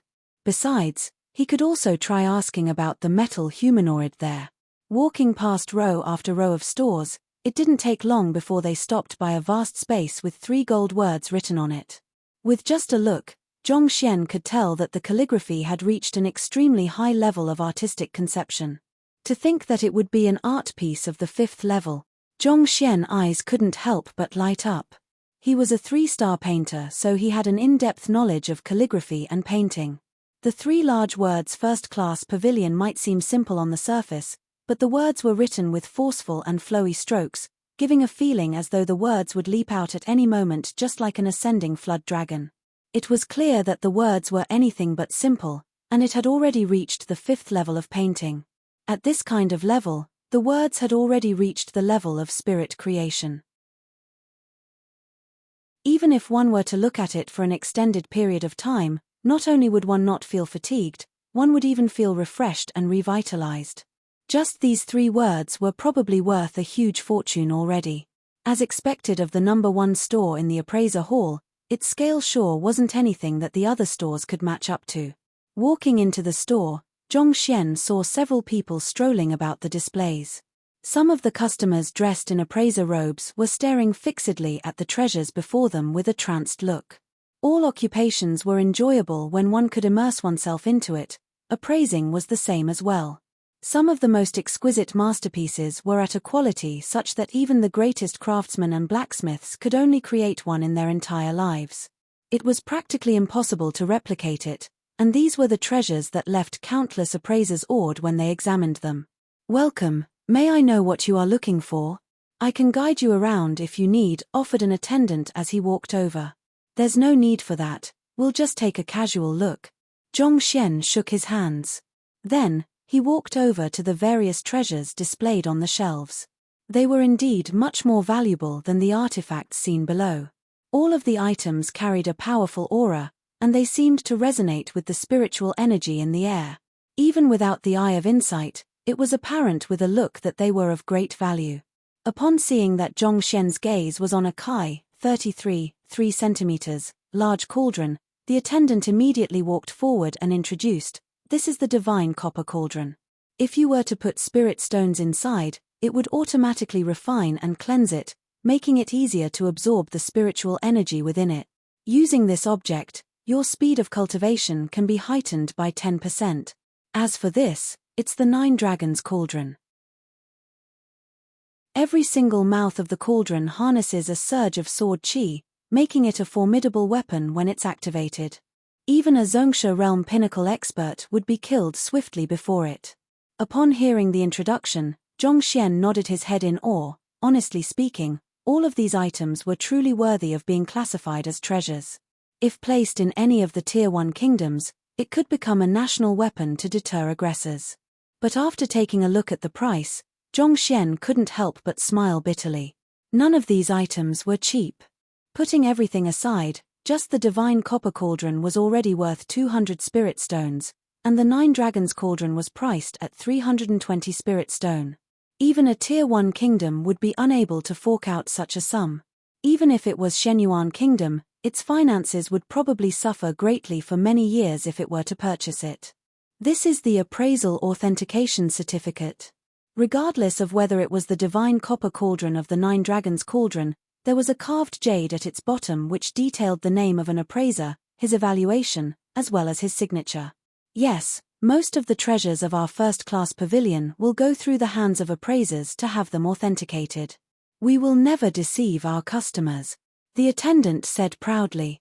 UN. Zhongxian nodded his head. Then, with a thought, lines of insight appeared in his eyes. Eye of insight. He wanted to see if there was any treasure beyond his current means here. It didn't take him long to scan through the artifacts in the room, and in the end, he simply shook his head. There were many valuable treasures here, but there was nothing beyond him like the dragon scale protective amulet from before. Teacher, appraiser Liu Chang. Just as Zhongxian was looking around to see if there were any treasures he had missed, Yuan Dao exclaimed in shock. Following the direction of Yuan Dao's finger, Zhongxian saw a familiar figure. It was the person who competed with him over the dragon scale protective amulet previously. At this moment, his haughtiness and aura of superiority had disappeared. He followed behind an elder with a respectful look, just like a humble student. The elder was in his 50s, and he had an authoritative disposition to him.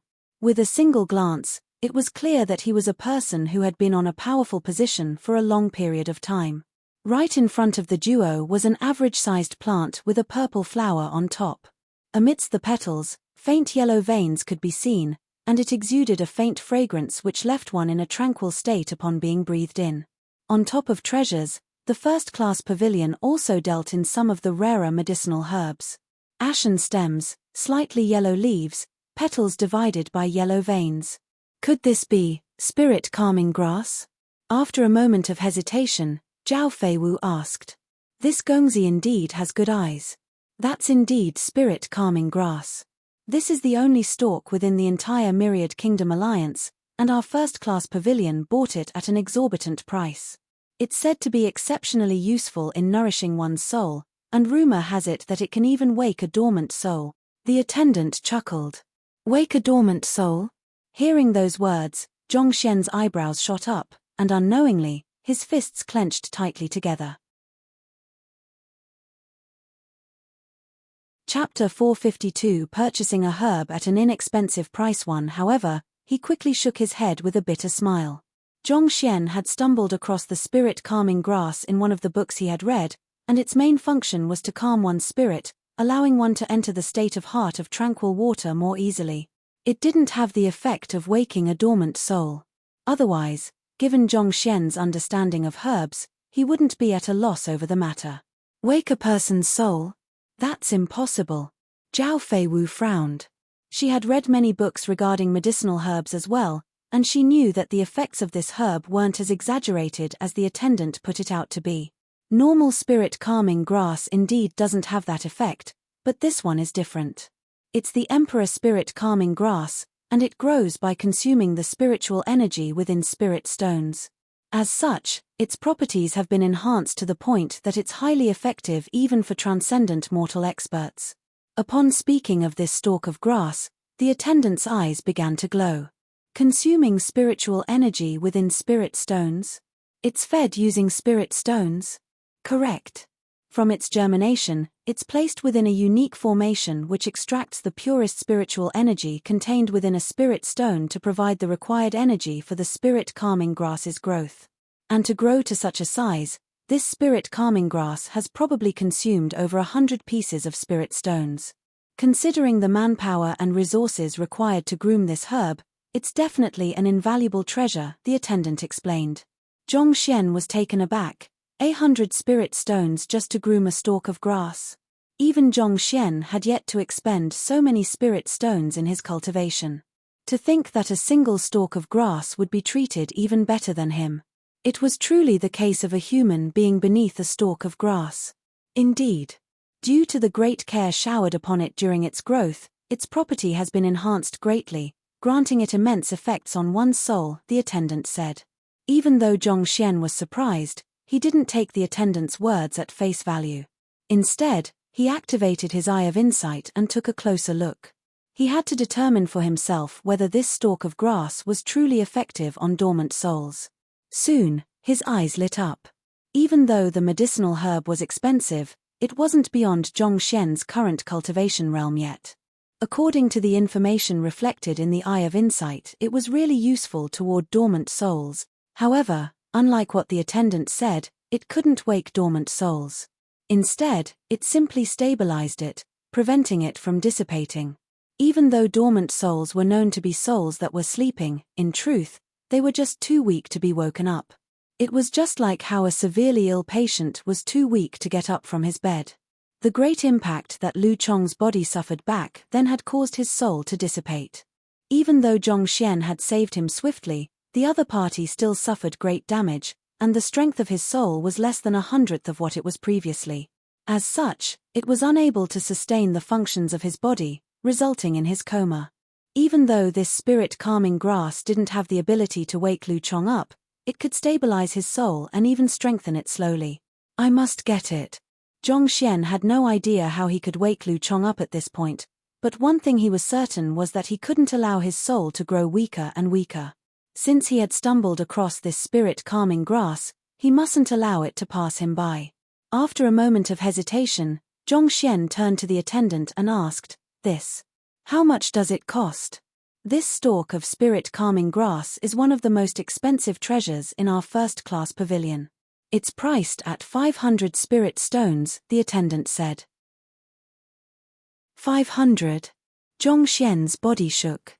He couldn't even take out 5 spirit stones at the moment, not to mention 500. You must be jesting. Will you accept my 500 gold coins instead? Appraiser Hall. Why don't you call it Daylight Robbery Hall instead? Given how expensive every single one of your items are, how in the world do you expect others to buy it? Surely there are very few customers who can afford that sum.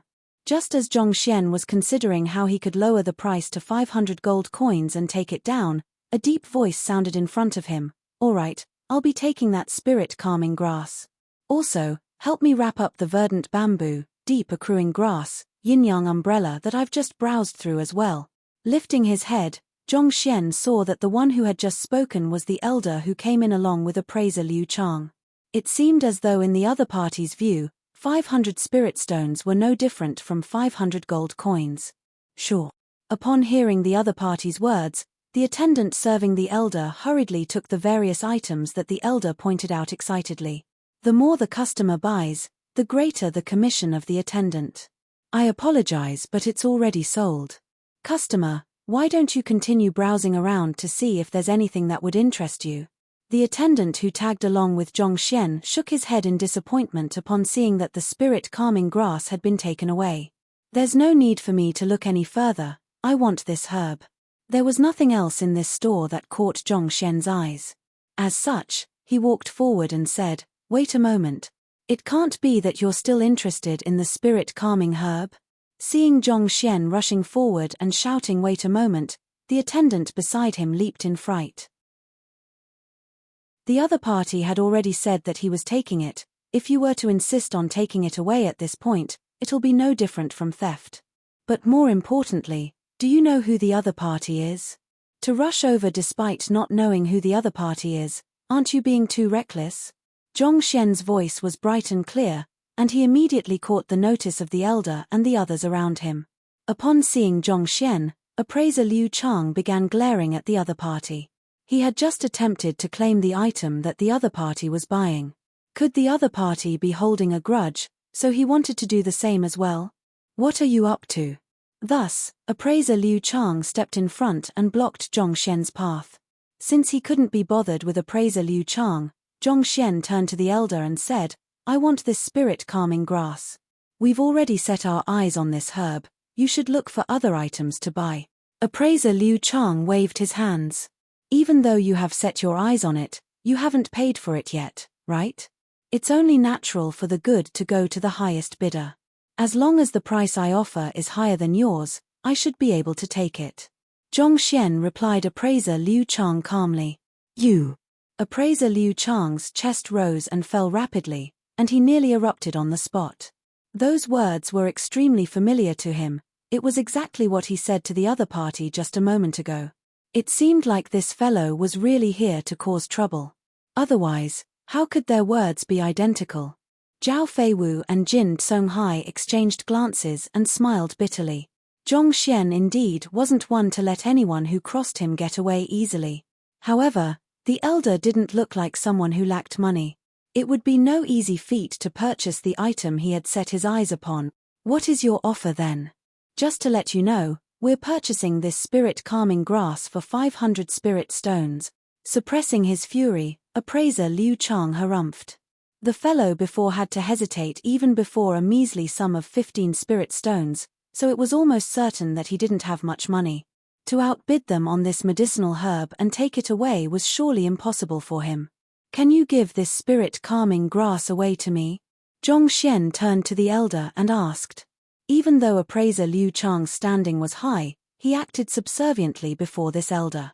From this, it could be seen that the standing of the elder was far superior to appraiser Liu Chang. Also, the one who was buying the spirit-calming grass was the elder, so appraiser Liu Chang probably had no say in this matter. Since he had no say, what was the point of wasting time with him? Upon being ignored, appraiser Liu Chang's face flushed bright red. The elder had been watching the argument of the duo, and with his hands behind his back, he replied impassively, "He's my student, so he has a say in whether I'll sell this medicinal herb or not. However, I do have a use for this medicinal herb and I don't wish to part with it. Thus, it doesn't matter how high a price you offer, student." Given that appraiser Liu Chang was a 2-star appraiser, his teacher must be at least a 3-star or even 4-star appraiser. It was no wonder that he could buy a stalk of medicinal herb priced at 500 spirit stones so easily. Doesn't matter how high a price I offer. That might not necessarily be the case. Zhong Xian said. Oh, why don't you tell me your offer then? The elder looked at Zhong Xian in interest. The attendants spectating the commotion were also filled with curiosity. That young man might be unaware of who the elder was, but they were extremely clear about his identity. Even if this elder wasn't the richest man in Honghai City, he wasn't too far away from it. Even if one could offer up something that interested this elder, it would probably have an astronomical price. Zhao Feiwu and the others were also intrigued and curious. This fellow had bought the dragon scale protective amulet previously through his medical skills, so until now, they had no idea how much wealth this young man possessed. Since he was determined to buy this spirit-calming grass, he should at least take out a portion of his fortune now. After all, without real money, the first-class pavilion wouldn't sell something worth 500 spirit stones to him. Even if Zhong Xian intended to talk his way out of it, these attendants weren't qualified to make the decision. After all, such a sum of money was way beyond them as well. Just as everyone was perplexed over this matter, curious to see what Zhong Xian would do next, the young man in question declared confidently, "I can offer 500 gold coins. Pu." Appraiser Liu Chang nearly spurted a mouthful of blood and fainted on the spot. This again? Is there even a point to be doing this? When I offered 50 spirit stones to buy down that bizarre object, you offered 50 gold coins in exchange. This time, for such a valuable spirit-calming grass, you intend to use the same method as well. Can we start conversing properly? The mouths of the attendants watching the commotion also twitched violently. The young man had spoken so confidently, so they thought that he would offer a huge sum of money. In the end, to offer 500 gold coins. You're here to cause trouble, right?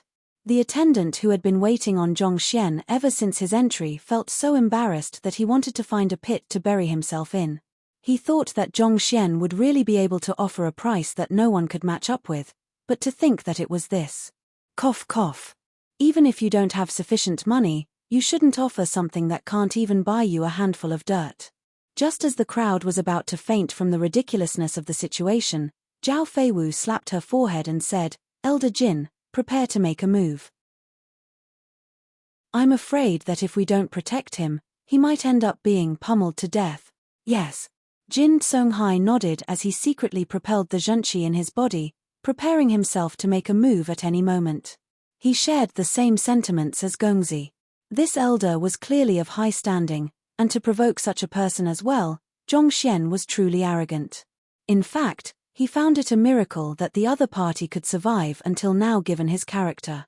Purchasing a spirit-calming grass for 500 gold coins? As expected, the elder's face immediately darkened. His aura began gushing out like a gigantic torrent. Even though it was hard to gauge his cultivation realm, his strength didn't seem to pale to Jin Songhai in any way. Most probably, the other party had at least reached Transcendent Mortal 3 Dan. Indeed. Zhongxian nodded. Seeing how the other party admitted to it so candidly without the slightest hint of embarrassment, the elder harumphed, "Do you think that the first-class pavilion would reject an offer of 500 spirit stones and sell such a valuable herb to you for 500 gold coins instead? Who do you think you are? Do you think that you are the lord of Honghai City or the head of the Myriad Kingdom Alliance? I am neither of the two, I'm just someone who's interested in buying the spirit-calming grass." Zhongxian shook his head calmly. "Besides, I intend to buy it from you instead of the first-class pavilion. I believe that you'll definitely sell it to me for 500 gold coins. Buy it from me." The elder flew into a frenzy, and his facial muscles convulsed violently. "How can you be so sure that I'll be so cheap as to sell a medicinal herb worth 500 spirit stones to you for 500 gold coins? You must be dreaming." Chapter 453. Purchasing a herb at an inexpensive price too. Even though he was rich, it didn't come from nowhere. Naturally, he wouldn't be so foolish as to sell an item he bought for 500 spirit stones for 500 gold coins. Was there something wrong with this fellow's head? Otherwise, how could one speak such foolish words? Turning his head to look at the young man, he saw the other party nodding his head with a smile. "Indeed. Are you done yet? Do you know who my teacher is? How dare you speak such arrogant words here?" Seeing how the other party was going overboard as to even provoke his teacher, appraiser Liu Chang couldn't hold himself back anymore and stepped forward. "Who your teacher is?" Given his sharp eyes that could determine the crux of an artifact with a single glance, if I'm not mistaken, he must be an appraiser. Zhongxian glanced at appraiser Liu Chang. "It's good that you know that much. My teacher is..." Liu Chang was just about to introduce his teacher's identity when the elder interrupted. "All right, since you know that I'm an appraiser, you should know that I've no lack of money. Thus, you should know that it's impossible for me to sell something that I've already bought." He finally understood that the fellow must have something wrong with his head. As he couldn't be bothered with to argue with a psycho, he turned to his attendant and said, "Wrap these items up for me and send them over to my residence." "Yes." The attendant nodded. Before long, several stalks of herbs and artifacts were brought to one side to be packed. Zhao Ya and the others sneaked a glance over and they were astounded. Even though the elder didn't buy much, every single one of the item was exceptionally expensive. None of their prices were below 300 spirit stones. The total cost had already exceeded 2,000 spirit stones. To spend so much money in one go without the slightest hesitation, the elder's wealth was indeed astonishing. Facing such a person, their teacher actually offered to purchase a herb worth 500 spirit stones for 500 gold coins. Wasn't that going a little too far? Staring at their teacher doubtfully to see what he would do next, they only saw him placing his hands behind his back and shaking his head with a look of pity. "Sigh, I thought that an appraiser would at least be a little sharper when purchasing something. To think that you would spend such a huge sum of money just to take away a fake. Your preferences are indeed hard to understand." There was a hint of lamentation to his tone, as though disappointed by the other party's actions. "Fake? Do you know who my teacher is? How dare you spout nonsense here?" Appraiser Liu Chang thought that the other party would tone it down after his teacher had spared him. Yet, the other party still went on to utter such words. Liu Chang's face immediately darkened. "Are you done yet? My teacher chose to let you off, and yet you still dare to say that he bought a fake. Are you seeking death?" Sigh. Zhongxian was completely unconcerned with the other party's reprimand and simply sighed once more.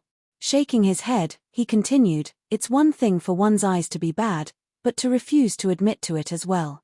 More importantly, you still claim to be some incredible figure. How humiliating. Forget it, since you're unwilling to listen to my advice and insist on buying a fake, I won't be nosy then. Let's go. After finishing his piece, Zhongxian prepared to leave with Zhao Ya and the others. Hold it right there. Who did you say is buying a fake? If you don't clarify yourself right now, don't even think of leaving. Seeing how the other party was hinting at his teacher buying a fake and shamelessly denying the matter, appraiser Liu Chang couldn't hold himself back any longer and immediately stepped forward. At the same time, his aura gushed out. Zhenqi drove through his body, granting him immense strength. Transcendent Mortal 1 Dan Prolonged Longevity Realm. Even though he was at the same realm as Ding Hong, he was a cultivator of the Myriad Kingdom Alliance and was entitled to significantly greater resources than the latter, and as such, he was much stronger as well. If he were to make a move, Zhongxian would probably find it hard to withstand his might. Even so, Zhongxian remained completely nonchalant to the immense might the other party was exuding. Instead, he glanced at the other party disdainfully and said, "Why? Not only do you have bad vision, causing you to be unable to discern a fake good, you're also attempting to silence those who advised you out of goodwill." Zhongxian had encountered many of such situations as Yang Xian. Without such confidence, he wouldn't have been able to fool others with his act. Bad vision? Do you know who my teacher is? There are countless people in Honghai City who are begging my teacher to spare a glance at their artifacts. With a face reddened in anger, Liu Chang lashed out. However, halfway through his words, the elder walked over. Enough. Waving his hands casually to stop Liu Chang, the elder turned to Zhongxian and said, "You said that I've bought a fake, so may I know which one is it? Do you have any proof of it?" Even though the elder had asked an extremely ordinary question, his tone carried deep confidence, exerting a huge pressure on Zhongxian. It felt as though as long as Zhongxian were to misspeak, he would immediately be punished. "Proof? Are you sure you want to know?" Zhongxian smiled. "If your reasoning is sound and you have evidence of the matter, I'll admit to my vision being bad.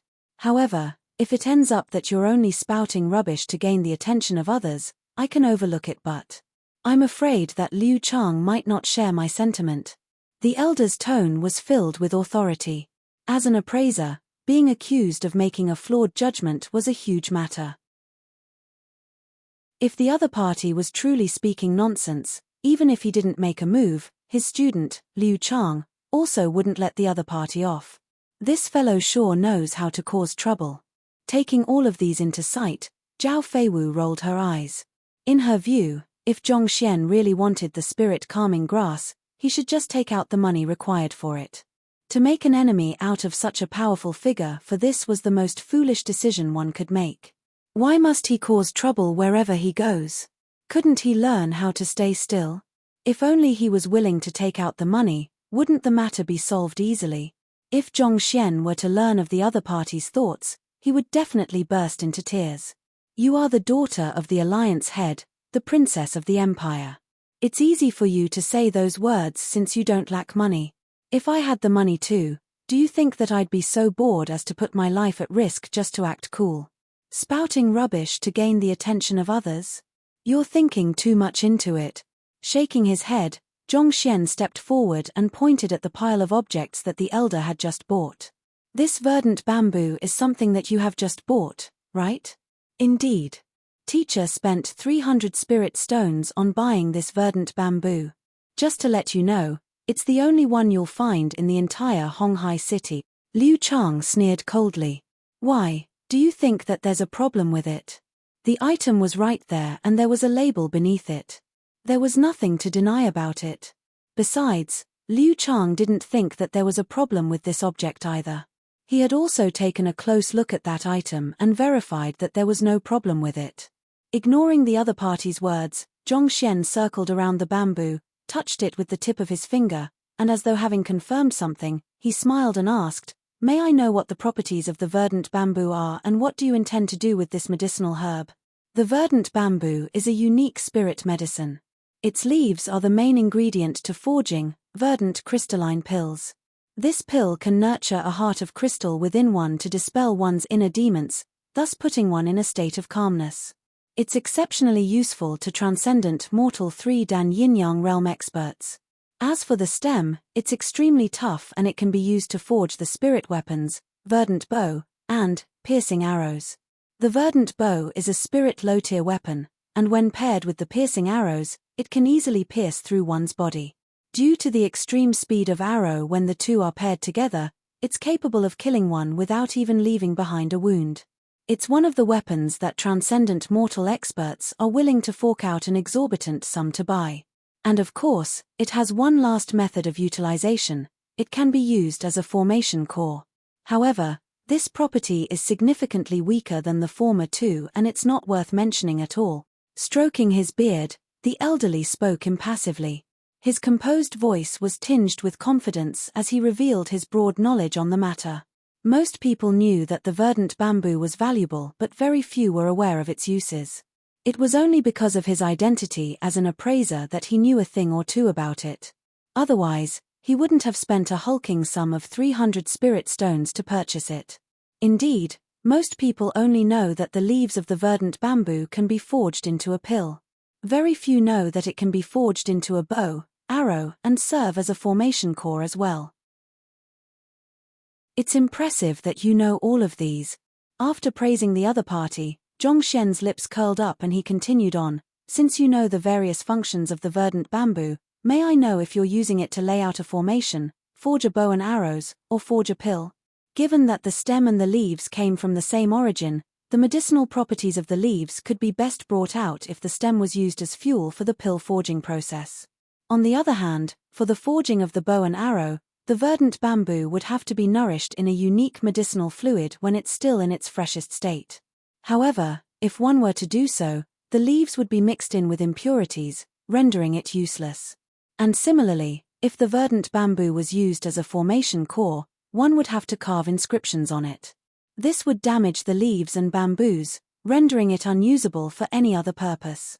Thus, even though the verdant bamboo had 3 uses to it, one could only choose one of it for each bamboo. If one attempted to be ambitious and use a single bamboo for multiple purpose, one might potentially end up simply wasting the bamboo instead. Of course it's for pill forging. Even though it isn't too bad to use it for the other purposes, the verdant crystalline pill is still the most valuable of the 3. A deep frown appeared on the elder's face. He had no idea what Zhongshen was up to, but even so, he still answered his question patiently. The verdant crystalline pill was a nourishment that was useful to even a transcendent mortal 3-dan yin-yang realm expert. Every single pill could fetch an astronomical sum. This wasn't something that the verdant bow or the formation could match up with. If one wanted to maximize one's profit from the verdant bamboo, one should definitely choose to forge the most valuable verdant crystalline pill. After receiving the answer to his question, Zhongshen declared, "Since you're intending to forge verdant crystalline pills, I can tell you upright that what you bought is a fake." Fake. The verdant bamboo has a smooth green body, reminiscent of jade. There is a huge gap in between its leaves, and even the sharp edge of a blade cannot wound it. On every single division, there are 3 leaves, and each leaf has 7 veins on it. This time, it was Liu Chang who replied. He swiftly stated dozens of ways to appraise the authenticity of a verdant bamboo, and every single point that he mentioned matched the properties of the bamboo in his hand. This is the way to ascertain the authenticity of a verdant bamboo. Even I can easily tell that it's definitely an authentic good, and yet you're saying that it's a fake? Fine, if this is a fake, why don't you tell me what's wrong with it? Your method of appraising is indeed correct. Zhongshen nodded with a smile, not refuting the other party's words at all. Ah, since you know it, why do you say that it's a fake? Liu Chang was taken aback by the other party's words. You've memorized it accurately, and your method of appraisal is correct as well. There's no doubt that this is a verdant bamboo. Zhongshen chuckled lightly. These have been confirmed by our predecessors. How dare you try to deny? Huh? What did you just say? If that's the case, why do you claim that it's fake? Are you making a fool of us? Everyone thought that Zhongshen would deny the matter, but he admitted to it directly. For a moment, everyone was stunned. Even Zhao Feiwu and Jin Tsonghai found their eyebrows shooting up. You claimed that the other party had bought a fake, and yet, the next moment, you turned around and said that it is real. Even a person with dissociative identity disorder wouldn't be as fickle as you. Chapter 454 Purchasing a herb at an inexpensive price. 3 Making a fool of you all? You are misunderstanding my intentions. Even though the other party's face was turning green, Zhongxian didn't fall into a panic. Instead, he chuckled lightly and said, I only said that it's a fake because you are intending to use it to forge verdant crystalline pills. I have never said that it isn't a verdant bamboo. Confused by Zhongxian's words, the elder and Liu Chang glanced at one another in bewilderment. Eventually, the latter couldn't hold himself back any longer and asked, What do you mean? The attendants, Zhao Feiwu, and the others were baffled as well. They had no idea what Zhongxian was up to. Simple, there's no doubt that this is a verdant bamboo, but if you were to use its leaves to forge verdant crystalline pills, I can guarantee you that not only will the pills be ineffective, one will even die from consuming it. Zhongxian said. Death? You must be joking. Transcendent mortals have the ability to communicate with the world and sense the surroundings. While it grants them great strength, it also makes them particularly vulnerable to external influences, making it easy for them to breed inner demons. The verdant crystalline pill forges a heart of crystal within one, thus significantly reducing the damage one could suffer from inner demons. There are only benefits to be derived from its consumption, so how could anyone die from consuming it? Liu Chang uttered in disbelief. Even the elder couldn't help but shake his head. As a transcendent mortal, one's will could meld together with one's environment to move the energy in one's surroundings. However, this made it particularly easy for inner demons to appear. The verdant crystalline pill was the best medicine for one to dispel inner demons, and he had even consumed one himself. Its effectiveness was so great that he couldn't even put it into words, so how could one possibly die from it? This was clearly nonsense. Besides, as a skilled appraiser, he had also appraised the crystalline pill for others, and the other party had consumed it before him. There were no problems whatsoever with it. To die from consuming it was completely unheard of. Can you prove it? The elder turned to Zhongxian and harumphed. If the other party couldn't prove it, then he could only be spouting nonsense. If it were anyone else, there would be no way to prove it other than forging the pill and consuming it. However, it just happens that I do have a way to prove it. As though expecting the other party to ask this question, Zhongxian's lips curled up. He turned to Liu Chang and asked, I'll have to trouble you to fetch a piece of leaf for me. Liu Chang turned to the elder, and upon seeing the latter nod his head, he walked over and plucked out a leaf. Try burning it with fire, Zhongxian instructed. Teacher. The elder gestured toward him. Do as he says. Even though he didn't quite trust the other party's words, the other party's calmness had unnerved him. If the other party was truly spouting nonsense, the other party would have surely flustered before his immense strength and authority. Yet, not only was the other party calm, his movements also exuded deep confidence. This cast doubt in the elder's mind. Could the verdant bamboo really be a fake?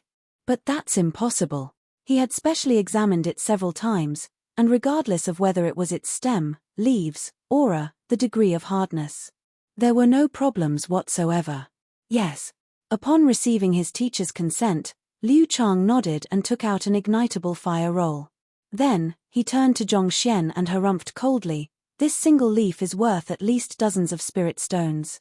If your words turn out to be a lie, I'll be expecting you to compensate our loss. There were only 12 leaves on the verdant bamboo. Given that the entire bamboo was worth 300 spirit stones, every leaf was worth an exorbitant sum. A single leaf was more than sufficient to purchase a city in Tianwu Kingdom. In that sense, every leaf was literally worth a city. Yet, due to this fellow's claim, they were going to burn a single leaf. The huge loss left even a 2-star appraiser like him with an aching heart. Don't worry, if there's no problem with the verdant bamboo, I'll surely compensate you. However, I'm afraid that you won't be saying such words in a moment's time, Zhongxian said. Mph, let's see what you're up to then. Seeing the confidence on Zhongxian's face, Liu Chang harumphed. He ignited the ignitable fire roll and placed it beneath the leaves. Wang. After around 2 minutes, Just as Liu Chang was about to demand Zhongxian to compensate them, his hands suddenly jolted violently. The green leaf abruptly turned black and an incomparably pungent smell exuded from it. If there was hell in this world, this was probably what it would smell like. The sight felt extremely sinister. Ah! Shocked, Liu Chang subconsciously let go of the fire roll and the leaf. This. Jin Songhai and Ji Yu Mu stared at one another in shock. Ah! The elder was initially looking at Zhongxian nonchalantly, but at this moment, his face abruptly warped in shock. He swiftly stepped forward to grab the leaf with his hands, and he stared at it with a grim expression, as though unable to believe the sight before him. What a potent poison!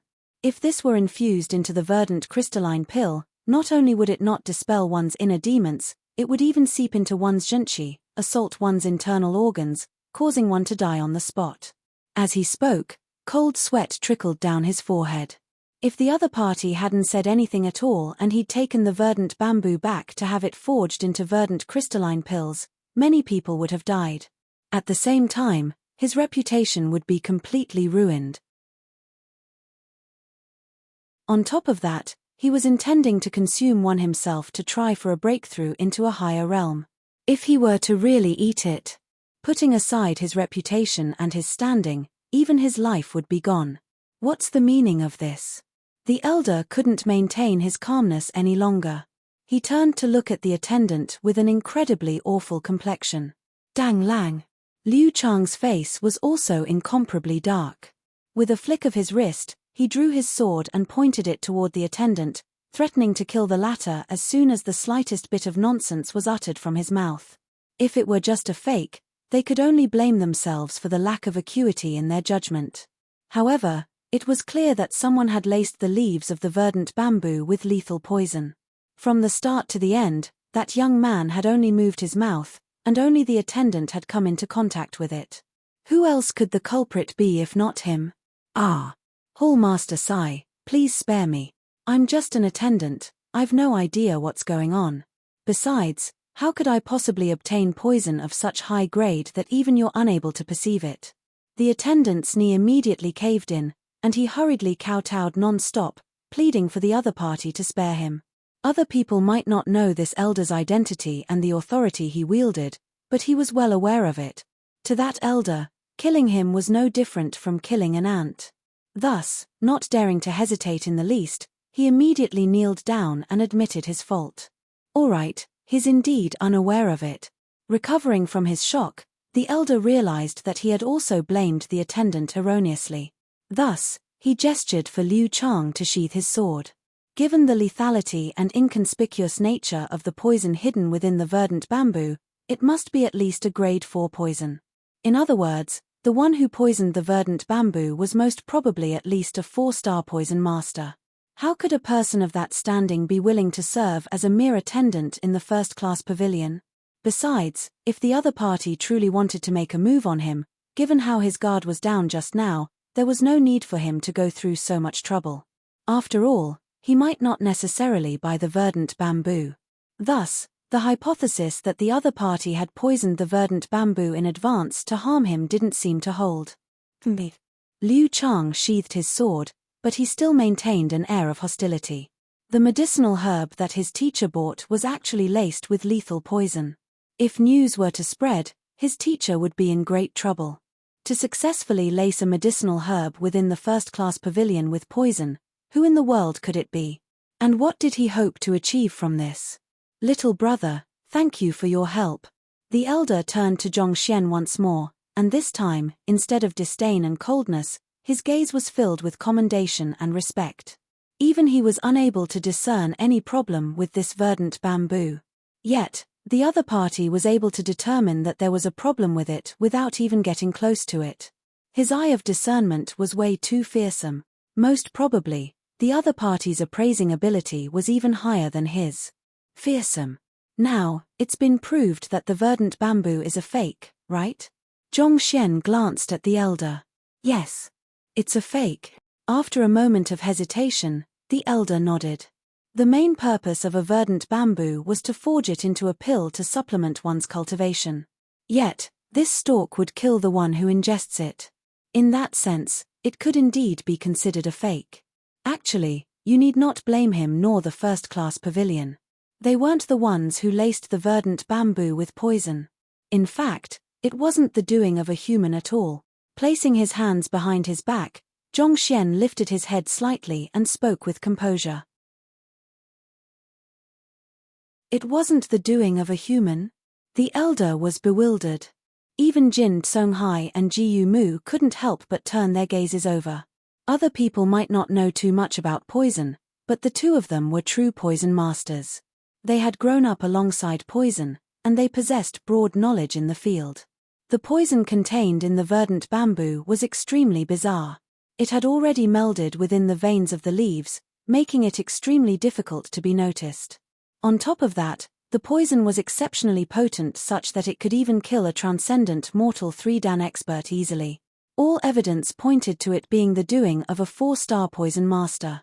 If it wasn't the doing of a human, then, where did the poison come from? Bring me the information on the production of the verdant bamboo. Instead of answering the crowd's doubts, Zhongxian turned to the attendant from before and instructed. Yes. Upon hearing the young man speaking up for him and the first-class pavilion, the attendant flashed him a look of gratitude before hurriedly walking out. Not too long later, he returned with a book in his hands. Most larger retailers would look thoroughly into the background of the artifacts they bought and compile it into a book so as to prepare their attendants for the questions of the customers. This could enhance the value of the treasure and track down the source of the problem if a fault appeared in the goods. Read it out loud. Zhongxian instructed. UN. The attendant nodded. Flipping open the book, he began reciting, Verdant bamboo, originated from Hongshu Marsh. It was found by a merchant company and 4 months ago, the merchant company used a unique method to pick it and delivered it here. The information regarding the verdant bamboo was extremely detailed, and it even included details on who was the one who dug it out, who was the one who delivered it, where was the trade conducted, what kind of method was used to preserve its freshness. All in all, the introduction took up more than several hundred words. However, upon hearing the introduction, not only did the crowd not feel enlightened, they fell into even deeper confusion. The verdant bamboo was extremely well guarded and there was no chance for a poison master to lay his hands on it at all. Thus, this made the possibility of it being a human doing extremely unlikely. But if it wasn't a human doing, then how did the poison get here? The lethal poison had seeped into the branches and leaves, but yet, there isn't any damage on the plant at all. In fact, it's impossible for one to discern that it's poisoned from its outer appearance. Even 4-star poison masters would require a long duration of time to achieve such a feat. Jin Songhai spoke with a grim expression. He was also intrigued by this matter. If those records were real, there was indeed no way for anyone to strike at all. After all, it was no easy task for even a 4-star master teacher to poison the verdant bamboo so inconspicuously. One had to know that lethal poison had an adverse effect on plants as well. What's going on? The more appraiser Liu Chang listened on, the more confused he became. Eventually, unable to withstand his curiosity anymore, he turned to Zhongxian with a questioning look. You still don't understand? Zhongxian chuckled and said, Fine, I'll explain the matter then. I believe all of us here should know what the specialty of Hongshu Marsh. Specialty? That region seems to specialize in the production of withered leaf tea. Could it be related to that? The elder couldn't help but turn to look at Zhongxian. Chapter 455, Concrete News of the Soulless Metal Humanoid. The withered leaf tea, also known as the withered glory tea, was a well-known specialty of the Myriad Kingdom Alliance's Hongshu Marsh. The tea grew in the marsh, and in a single year, there was only a single month that it would be alive. At any other time, it would be no different from a withered tree. Dead branches growing leaves, one withered while the other glorified, life and death intertwined together in such a mystical manner. This was where the origin of the name of the tea came from. Upon preparation, this tea could grant one the refreshing sensation of the 4 seasons, thus making it one of the most well-known tea throughout the entire Myriad Kingdom Alliance. However, Hongshu Marsh was extremely dangerous. There were transcendent mortal experts who were devoured by the marsh, never to be seen on the face of this world ever again. On top of that, there's only a month of harvest for the tea leaves and the production amount was extremely low. As such, very few people had a chance to taste it. Indeed, that place is known for the production of withered leaf tea. But there's also an animal which lingers around the tea leaves, the withered leaf snake, Zhong Xian said. UN. The crowd nodded in agreement. The withered leaf snake was a spirit beast which lived off the withered leaf tea. It was a highly venomous spirit beast, and even a transcendent mortal 3-dan expert would die easily if bitten by it. Could it be that the venom on the withered leaf tea comes from the withered leaf snake? But that can't be. Even though the withered tea snake's poison is lethal, it has a unique smell to it. On top of it, its saliva also leaves a mark, making it extremely conspicuous to the eye. However, there's no visible damage apparent on this verdant bamboo, and it looks as good as new. The elder couldn't help but remark. The withered leaf snake was an extremely fearsome adversary that even transcendent mortals had to be careful of, thus contributing to its great reputation. If the withered leaf snake had left behind its saliva on the verdant bamboo, he would surely be able to tell so. It's not the saliva of the snake, but that this verdant bamboo was the nest for the withered leaf snake. In other words, this smooth-looking bamboo has had a withered leaf snake slithering over it every single day, Zhong Xian said with a grim expression. Ah! Hearing the words, the face of the attendant holding the records immediately paled, and he nearly stumbled over. He was in charge of taking care of the bamboo, and he had been wiping it frequently in the past few days. The thought that it used to be the nest of a snake left him flustered and disgusted. As such, the excretions of the withered leaf snake would stick onto the verdant bamboo, and over time, they would be absorbed and accumulate within the depths of the veins of the leaf. Ignoring the crowd's discomfort, Zhong Xian continued, as it's hidden very deeply within, it's impossible to notice it under normal circumstances and it won't have any adverse effects on individuals coming into contact with the bamboo either. However, as soon as the verdant bamboo comes into contact with intense heat, the poison will seep out, and all those who touches the poison will suffer greatly. If this verdant bamboo is only used as a formation core or a weapon, there wouldn't be much of a problem with it. However, it'll be disastrous if one were to use it to forge pills. Even a transcendent mortal 3-dan expert would die instantaneously if he were to accidentally consume it. That's also the reason why I said that if you're intending to use it to forge verdant crystalline pills, the verdant bamboo you're buying would be a fake. Zhong Xian explained. So that's the case. Upon coming to a realization, the crowd turned to look at the young man in admiration. To be able to notice the poison hidden deeply within the verdant bamboo just by looking at it, how deep must his understanding of the properties of plants, their habitats, and origins be? Incredible. The elder clenched his fists tightly together. Putting all other things aside, just the other party's eye of discernment was already far superior to his own. Gongzi is indeed formidable. You've truly taught me a valuable lesson today. Since you're interested in the spirit-calming grass, allow me to gift it to you as a token of my gratitude, the elder gestured grandly and said. Teacher. Liu Chang was stunned. Just a moment ago, when that fellow said that he was offering 500 gold coins to purchase the spirit-calming grass, he thought that there was something wrong with the other party's head. But thinking back on it now, the other party had probably already expected this sight then. But still, the spirit-calming grass was something worth 500 spirit stones. To give it away just like that, wasn't his teacher being a little too generous? Even though the other party had helped him by pointing out that there was venom within the verdant bamboo, there was no need for such a generous token of gratitude. Could it be that? But how is that possible? How could he have predicted this too? Suddenly, Liu Chang recalled something and his entire body stiffened. Then, he began to tremble violently. He suddenly understood why his teacher was being so generous. An appraiser could only make 3 appraising mistakes in his entire life. Exceed that amount and one's qualifications would be revoked. His teacher had appraised countless treasures, and he had already reached the limit of 3 mistakes. If he were to make another single error, he would be revoked of his license as an appraiser. In other words, if the other party hadn't interfered and his teacher were to have this verdant bamboo forged into a pill, even if no one were to die from this incident, his teacher would still lose his appraiser qualifications. Being in a high position for many years, it was unavoidable that he would offend many people and have many enemies.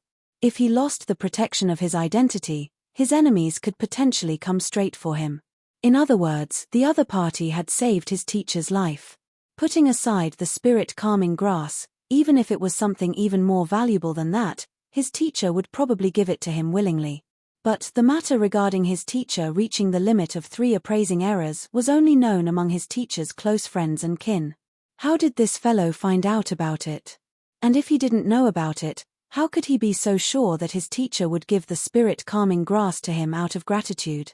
Recalling the encounter a moment ago on the first floor, could this young fellow be actually an incomparable expert appraiser?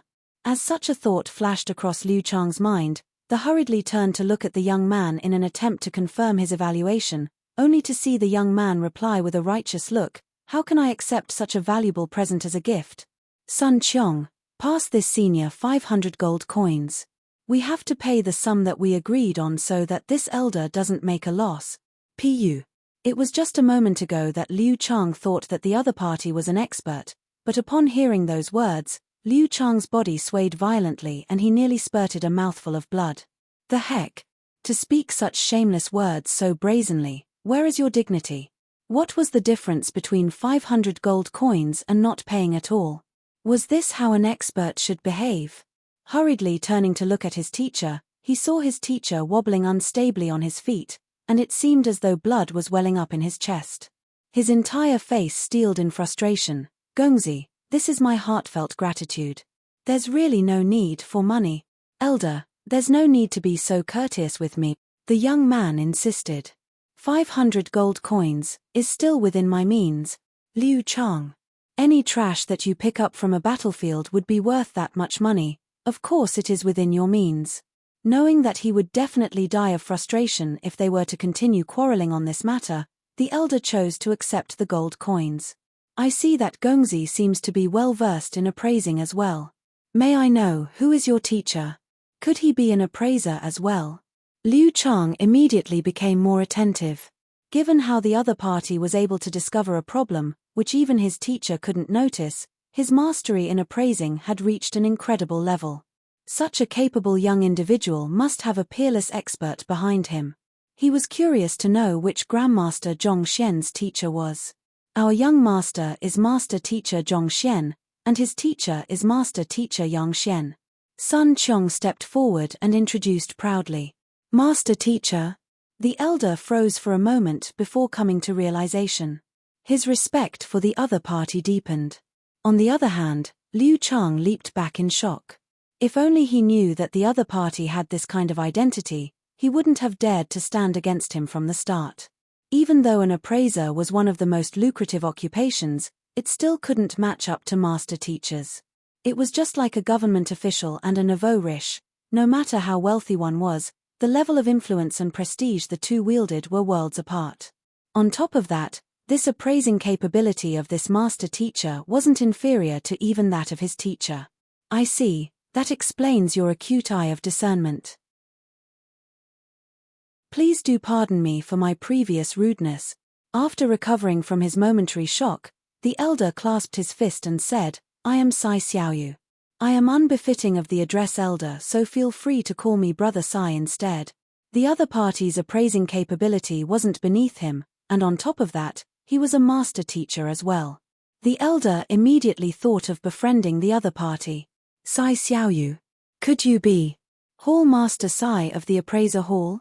Upon hearing that name, Zhao Feiwu couldn't help but agitatedly ask. As the princess of the Myriad Kingdom Alliance and an avid reader, she knew quite a bit about the experts at the peaks, the various occupations within the alliance. It was said that the head of the Appraiser Hall was a man by the name of Sai Xiaoyu, and he was a 4-star pinnacle appraiser. He had appraised countless treasures throughout his life, and it was said that the Alliance head residents had hosted him as one of their esteemed guests before. She thought that it would be nigh impossible to meet such experts, and never in her dreams did she expect to find one being taught a lesson and scammed of a spirit-calming grass right before her. "The position of a hall master is just a result of my old buddy's flattery, it's not worth mentioning." Upon being recognized, Sai Xiaoyu shook his head with a smile. I see, so it's Hall Master Sai. This is great, I just happen to have something that I require your help on.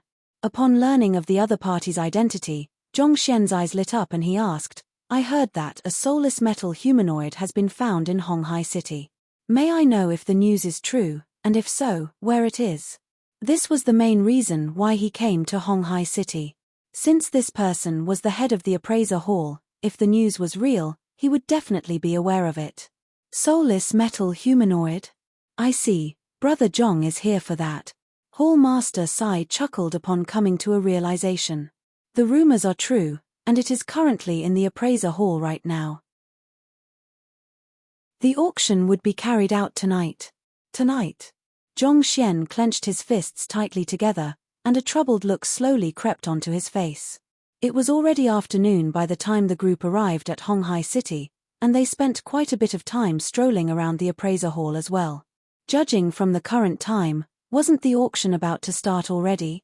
Yet, he didn't even have a single spirit stone on him at the moment. Without any money on him, he would probably be expelled right at the door, less to say, participate in the auction.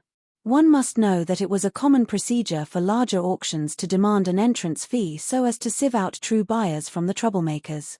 Otherwise, if everyone could enter freely, it might cause chaos in the auctioning. Indeed, it'll be conducted 2 hours later. If Brother Zhong is interested in the auction, I can reserve a suite for you, Sai Xiaoyu said. I'll be thanking Brother Sai in advance then. Nodding his head in agitation, Zhongxian continued, May I know how many spirit stones will it require to win the soulless metal humanoid? Only with sufficient information could he make thorough preparations.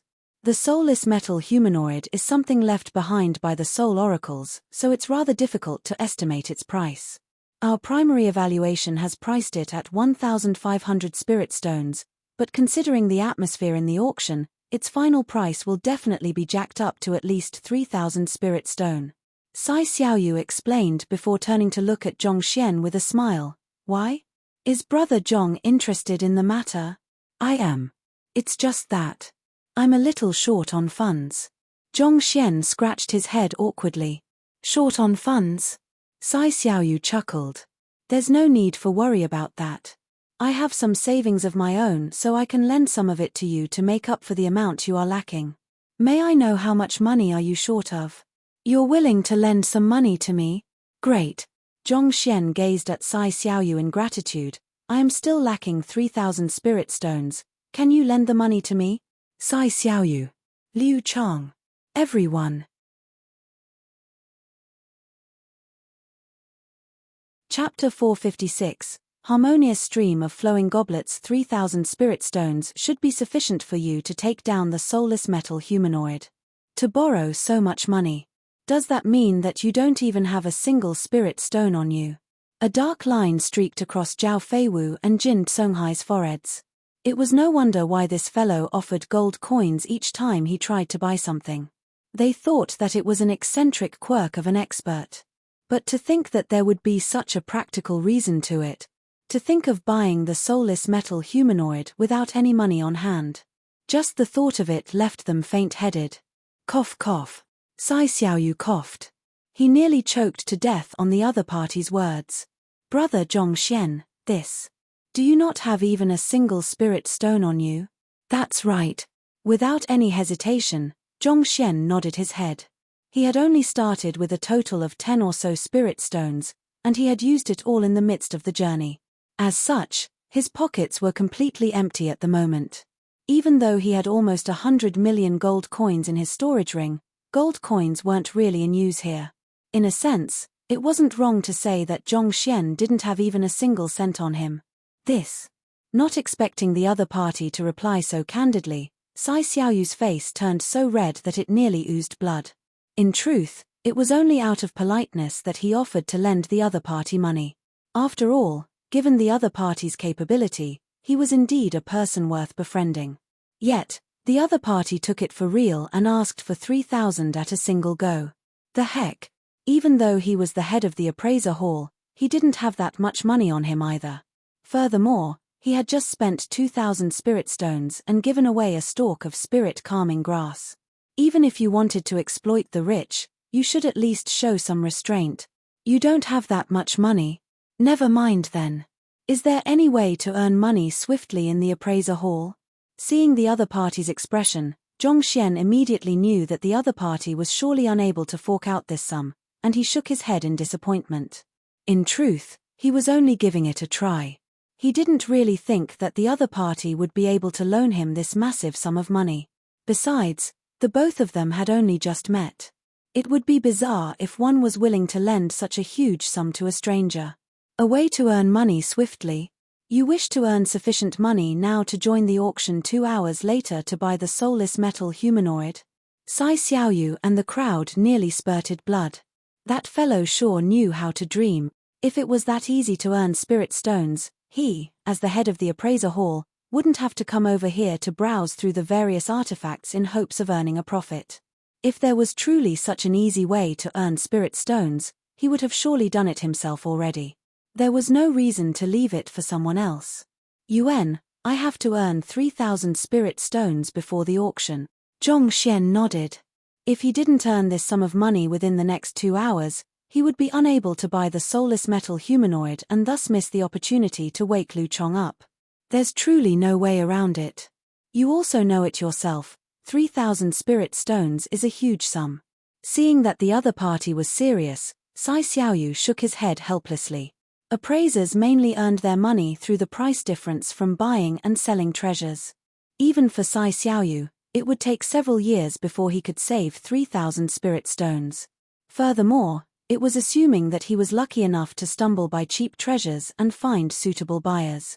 Without meeting these two conditions, it would be impossible for him to earn money. In fact, it was often that he wasn't able to find any suitable buyers for the treasure that he bought. To earn 3,000 spirit stones in 2 hours. No one would dare to even dream of it. Teacher. But halfway through his words, Liu Chang abruptly interjected. Turning around, he saw his student looking at him hesitantly. I think that maybe that can earn one that much money within 2 hours. That? Do you mean? Harmonious stream of flowing goblets. Sai Xiaoyu's body jolted, but he eventually simply shook his head with a bitter smile on his face. It's impossible for anyone to succeed in it. It has been many years since the establishment of the appraiser hall, but there hasn't been a single person who passed it yet. But that's the only way for one to earn 3,000 spirit stones within 2 hours. I don't think that there's any other plausible way other than that. Liu Chang shook his head. Even though being an appraiser was a lucrative occupation, spirit stones still weren't that easy to earn. Usually, they would earn a commission determined by the value of the item. However, putting aside how there were very few valuable treasures to be appraised, there weren't many customers in the first place. After all, no one would be willing to spend their spirit stones if they could avoid it. Thus, even if Zhongxian were to offer his service as an appraiser at this moment, it was impossible for him to gather 3,000 spirit stones in just 2 hours. This. Sai Xiaoyu hesitated. He knew that what his student said was true. Why? Do you have an idea in mind? What does harmonious stream of flowing goblets mean? Zhongxian asked, having heard the conversation of the duo. Harmonious stream of flowing goblets is actually a trial for the 5-star appraiser examination. Once one passes the examination, one will be entitled to a massive reward accumulated within the appraiser hall over a long period of time. If I'm not wrong, it's worth around 5,000 spirit stones now. Since the other party asked about it, Sai Xiaoyu could only explain the matter. Trial. Zhongxian was bewildered. There are rewards to taking high-tiered appraiser examinations. He had taken on the Master Teacher examination, Beast Tamer examination, Painter examination, Physician examination. But he had never heard of one earning rewards from taking on the examination. If that was true, then he should indeed try taking on the appraiser examination. There's indeed a reward, but it is actually prize money accumulated over time. Seeing through Zhongxian's thoughts, Sai Xiaoyu shook his head helplessly. Prize money? Zhongxian blinked his eyes in confusion. Zhao Feiwu had read many books, but even she was unaware of the internal rules within the appraiser hall. Yuan, there are many appraisers in the appraiser hall, But there's a limit to the knowledge an individual can wield. As such, appraisers often stumble by treasures that they were unable to be identified. Some of these treasures had been discussed by innumerable appraisers throughout generations, but no one was able to accurately identify what they were. Thus, in order to dispel their doubts, some of our predecessors chose to offer monetary incentives out of their own pocket to attract others to come forward, examine, and identify these treasures, as well as to encourage their juniors to study hard and solve these mysteries. However, even until date, no one has succeeded yet. As time passed, the reward grew larger and larger, and to date, it has already reached 5,000 spirit stones, Sai Xiaoyu said. While the reward was indeed tempting, but how could be easy to identify the treasures that countless predecessors had failed to successfully appraise? There's such a matter. Zhongxian widened his eyes in shock. This seemed somewhat similar to the wall of dilemma of the physician guild. No matter how impressive a guild was, there would always be problems that would stump them. Indeed, it has been long since the founding of the appraiser hall, and many talented appraisers have given it a try. However, no one had yet to succeed. Sai Xiaoyu shook his head. The reason why he didn't bring it up was simply because it was way too hard. He was the most impressive appraiser in the Myriad Kingdom Alliance, but even he was helpless before it, needless to say, a youngster like Zhongxian. Yet to succeed. But since no one knows what those treasures are, how do you ascertain whether someone has succeeded or not? Zhongxian asked in puzzlement. Since even the predecessors were unable to identify those treasures, then who could confirm if one's answer was right or not? After all, if no one could identify those treasures, no one could say for sure whether one's evaluation was right or not. When a treasure reaches spirit rank, it'll gain wisdom. As long as there's no mistake in one's description, one will be acknowledged by the treasure. Besides, we're all official appraisers. Even though we might not be able to identify the treasure, we're still more than capable of assessing and testing whether one's answer is correct or not. Sai Xiaoyu explained helplessly. These were basic facts that an appraiser should know, yet this fellow didn't even know about it at all. Was this fellow truly an appraiser who was more than capable than him? That's true. Zhongxian came to a realization. Even if a formidable appraiser was unable to identify the specifics of a treasure, they should still have a way to determine whether a person's evaluation was correct or not. If they didn't even have this much skill, they would be unqualified as an appraiser. All right, bring me over to take a look. I would like to give it a try. Knowing that this method could bring him easy money, Zhongxian swiftly made up his mind. Brother Zhong, hold it for a moment. Allow me to finish my words first before you make your decision. Seeing the other party deciding on the matter recklessly, Sai Xiaoyu hurriedly stopped him. UN. Zhongxian nodded. Even though there's a reward for this trial, there's actually stake involved. Every challenge requires one to put 100 spirit stones as deposit. But of course, I can pay the deposit for you, so there's no need for you to worry about it. Sai Xiaoyu said. 100 spirit stones? Zhongxian was taken aback. It seemed like there was no free lunch in the world. He thought that he could join for free, but that didn't seem like it was the case. But thinking about it, it was to be expected. Without this restriction, all appraisers would be rushing to give it a try whenever they had the time, and the appraiser hall wouldn't be able to function normally anymore. Not only so, there's also a strict time limit to the challenge. Sai Xiaoyu continued, just as the name, harmonious stream of flowing goblets, suggests, the treasures will be sent down to one via water, and one will be given 10 breaths to assess and identify it at a river bend. After which, one will have to point out the name and origin of the treasure immediately. Point out the name and origin of the treasure within 10 breaths. How is that possible? Before Zhongxian could say anything, Zhao Feiwu had already exclaimed in shock. To identify something, an appraiser usually had to do all kinds of assessment on the artifact, such as using a magnifying crystal, studying the patterns on it, and knocking on it to determine its constituents.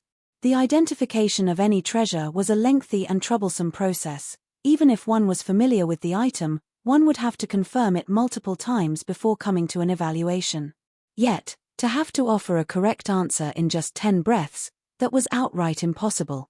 On top of that, One was supposed to identify a treasure that even the predecessors were unable to identify. Before the identification process, is there any tip or information available to one? Zhao Feiwu asked. If there was some information, one could at least prepare oneself and focus on the key points of the treasure immediately. There isn't. The main reason why we're reluctant to give out prior information is so as to not mislead the challengers, Sai Xiaoyu said. If anyone knew what the treasure was for sure, they would have long passed the trial. Since no one was able to identify the treasure, the information was bound to be incomplete. If so, there was a high chance it could influence the challengers' evaluation and impede them from coming up with the correct answer. That's true. Zhao Feiwu frowned deeply. While the harmonious stream of flowing goblets sounded like easy money, it was simply way too difficult. Putting aside 4-star appraisers, even 5-star appraisers would probably be stumped by it. Just as Zhao Feiwu was about to turn to Zhongxian and advise him against it, the latter smiled lightly and replied, "All right then, I wish to challenge this harmonious stream of flowing goblets. I'll borrow 100 spirit stones from you first, and after I'm done with it, I'll return you the sum multiple fold."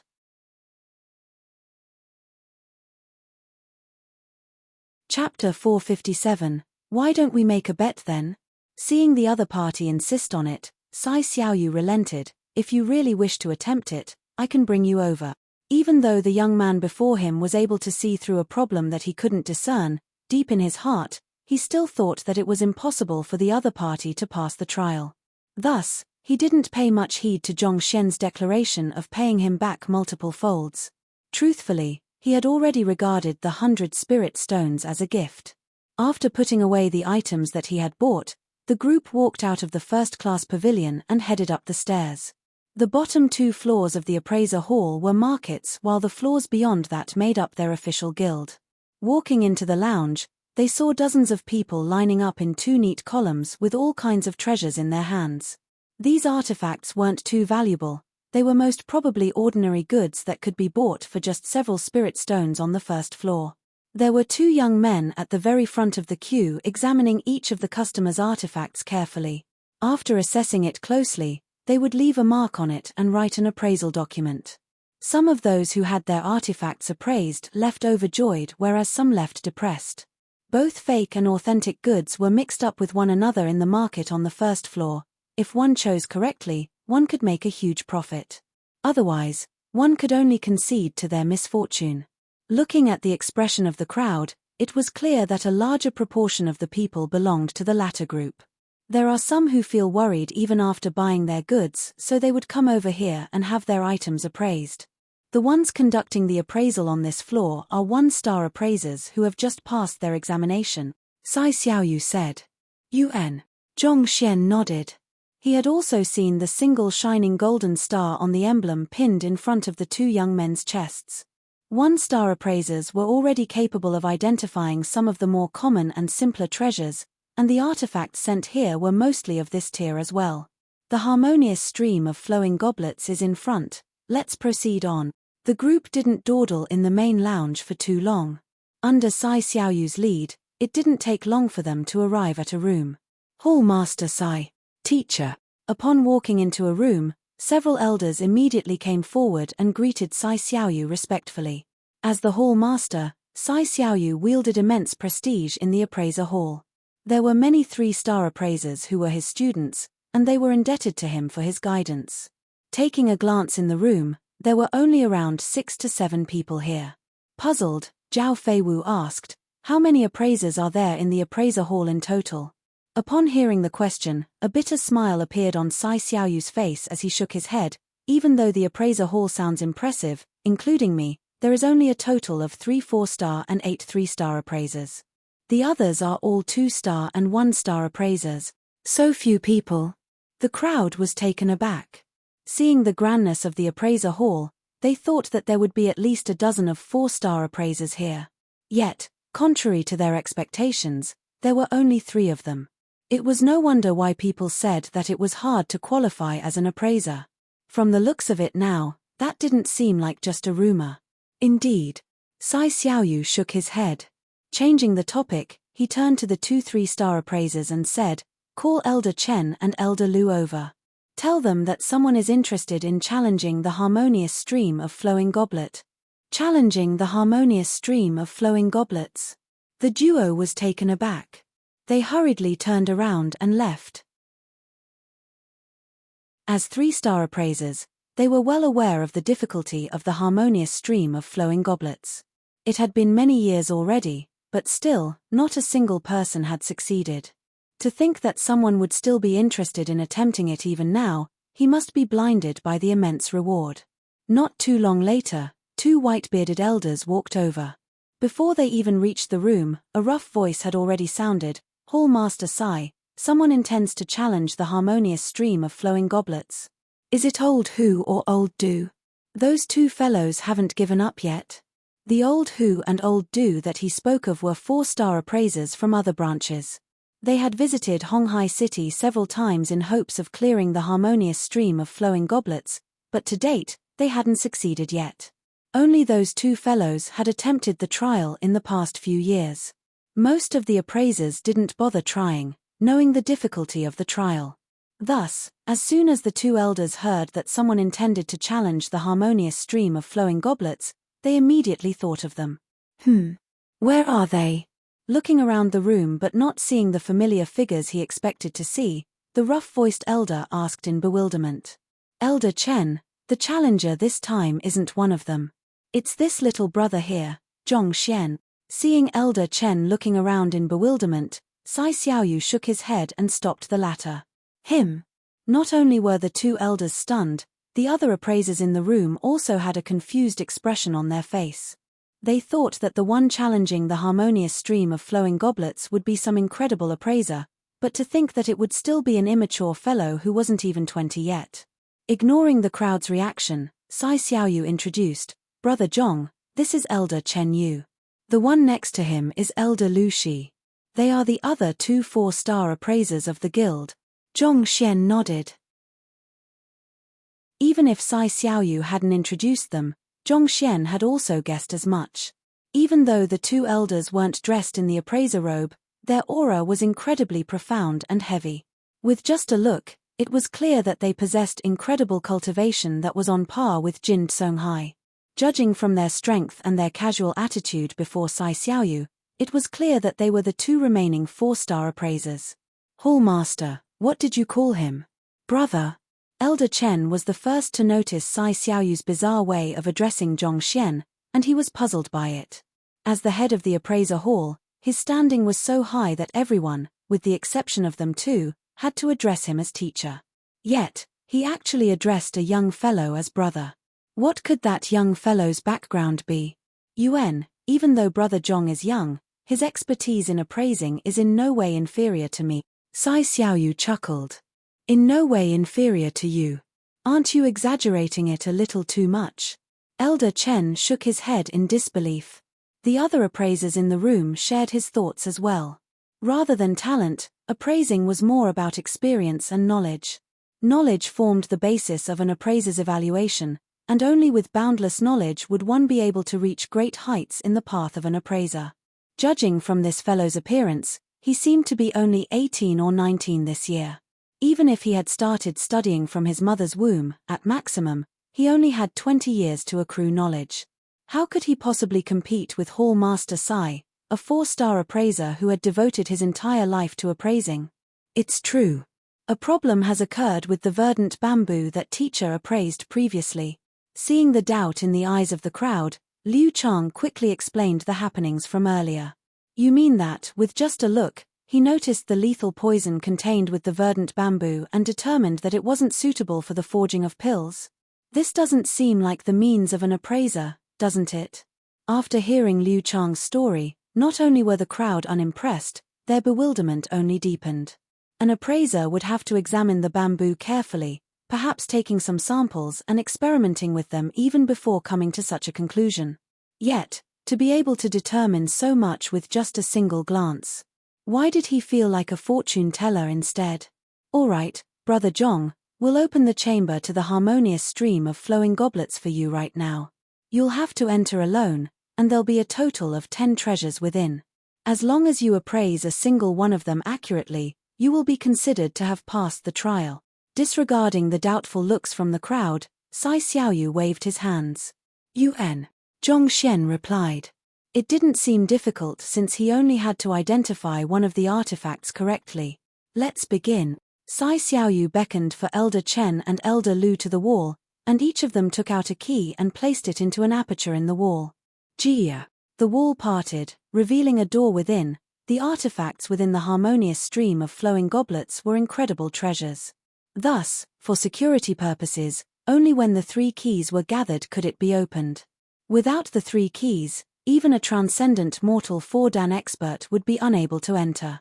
With a flick of his wrist, Sai Xiaoyu took out a pile of spirit stones and placed it within a grey aperture on the wall.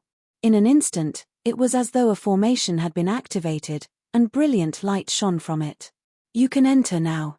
Sai Xiaoyu gestured. Thus, Zhongxian began walking over. However, before he could walk through the door, Elder Chen stepped in front of him. Do you understand the difficulty of the harmonious stream of flowing goblets? Even though Hall Master Sai had just praised the other party, he still didn't think too much of this young man. If harmonious stream of flowing goblets was that simple, someone else would have succeeded long ago. I have no idea. Zhongxian shook his head. I have just heard about it, and it said that as long as one clears the trial, one will be entitled to a reward of 5,000 spirit stones. Thus, I decided to give it a try. You dare to challenge it, right after hearing about it? Elder Chen felt his vision turning dark. He thought that the other party might be genius who had prepared a long time for this since Hall Master Sai had brought him over.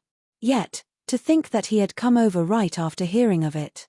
Also, what did he mean by 5,000 spirit stones? It can't be that he was here for the reward, was he? Elder Chen was furious. The harmonious stream of flowing goblets wasn't a mere challenge. It was a trial for 5-star appraisers as well, and as such, only 4-star appraisers were qualified to attempt it. Yet, to wish to challenge it just for the prize money, wasn't the other party taking this way too lightly? Hall Master Sai, to allow a person to challenge the harmonious stream of flowing goblets just for the prize money, isn't this infringing on the prestige of the appraiser hall? Unable to hold back his rage, Elder Chen turned to Sai Xiaoyu to protest. To wish to attempt a 5-star appraiser examination test just for its monetary reward, the other party was underestimating the occupation a little way too much. Elder Chen, you're exaggerating the matter. Brother Zhong is here for the spirit stones, but he has the capability to back it up. Sai Xiaoyu intended to speak up for Zhongxian, but after a moment of hesitation, he realized that this fellow was indeed here for the spirit stones. Capability to back up his words. Harmonious stream of flowing goblets was also known as harmonious stream of flowing leaves. Its meaning is simple. The challenger has to identify the type, name, origin, value, and various other properties of the artifact in the time that the artifact is flowing by. To challenge it just for the spirit stones, this. Elder Chen protested furiously. Interrupting the other party, Sai Xiaoyu said, Enough, since the trial is already activated, let's just allow him to attempt it. Who knows, perhaps Brother Zhong might be able to induce a miracle. He didn't bear much hope for Zhongxian, but since he had agreed to give him a try, he decided to go through with it. After all, the other party had done him such a huge favor. How could he face others if he couldn't even deliver what he had promised? Seeing that Sai Xiaoyu had managed to keep Elder Chen in check, Zhongxian couldn't be bothered to say anything else. Thus, he stepped forward and entered the room. As soon as he entered, the doors behind him closed. Nonsense. This is truly nonsense. Elder Chen flung his sleeves in displeasure. This elder over here, do you mean that our young master will fail the harmonious stream of flowing goblets? Just as Elder Chen was displeased with Hall Master Sai's actions and was about to protest, a nonchalant voice sounded from behind. Turning around, Elder Chen saw a plump man whose fat was trembling standing not too far away. Indeed, the harmonious stream of flowing goblets requires one to have a deep understanding of the art of appraising. Given how even Old Hu and Old Du weren't able to clear it, how can an 18 or 19-year-old fellow like him clear the trial? Elder Chen harumphed in displeasure. Since you're so certain of it, Then why don't we bet on it then? The plump man said. Bet? Elder Chen was taken aback. Indeed. I'll bet that our young master will surely be able to clear the trial while you'll bet for the opposite. As for the stakes, let's not make it too big. What do you think of 3,000 spirit stones? The plump man stared at Elder Chen with a bright smile. Chapter 458, Copperhammer not make it too big, and 3,000 spirit stones? Elder Chen nearly fainted on the spot. If he were to take out all of his assets, he could fork out this sum. However, he would be as good as bankrupt if he were to do so. To take out so much money for a bet, you must be insane. 3,000 spirit stones. Do you have that much money? Seeing that his old friend was placed in an awkward position, Elder Lu stepped forward to intervene. Of course I don't have that much money, the plump man declared proudly. You don't have that much. Everyone fell speechless. You spoke as though you had several 10,000 of spirit stones in your possession. Despite having nothing at all, you still dare to initiate a gamble, not to mention, to speak so brazenly. Aren't you being way too arrogant? Zhao Feiwu slapped her forehead in frustration. She had witnessed this fearless fool acting up many times, but still, she couldn't have imagined that he would go straight up to a 4-star appraiser and propose a bet.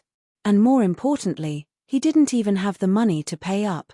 The heck, you sure are an incredible person. It sure is true, birds of a feather do flock together. She couldn't help but shake her head. The young master of that plump man, Sun Qiong, was a fellow who seemed to fear nothing but peacefulness.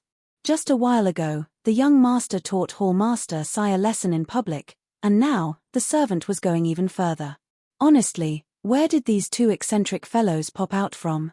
Since you don't have any money, why should I gamble with you? Elder Chen replied with a steeled face. It's true that I don't have any money, but Hall Master Sai does. It's just 3,000 spirit stones, he'll at least lend us this meager sum.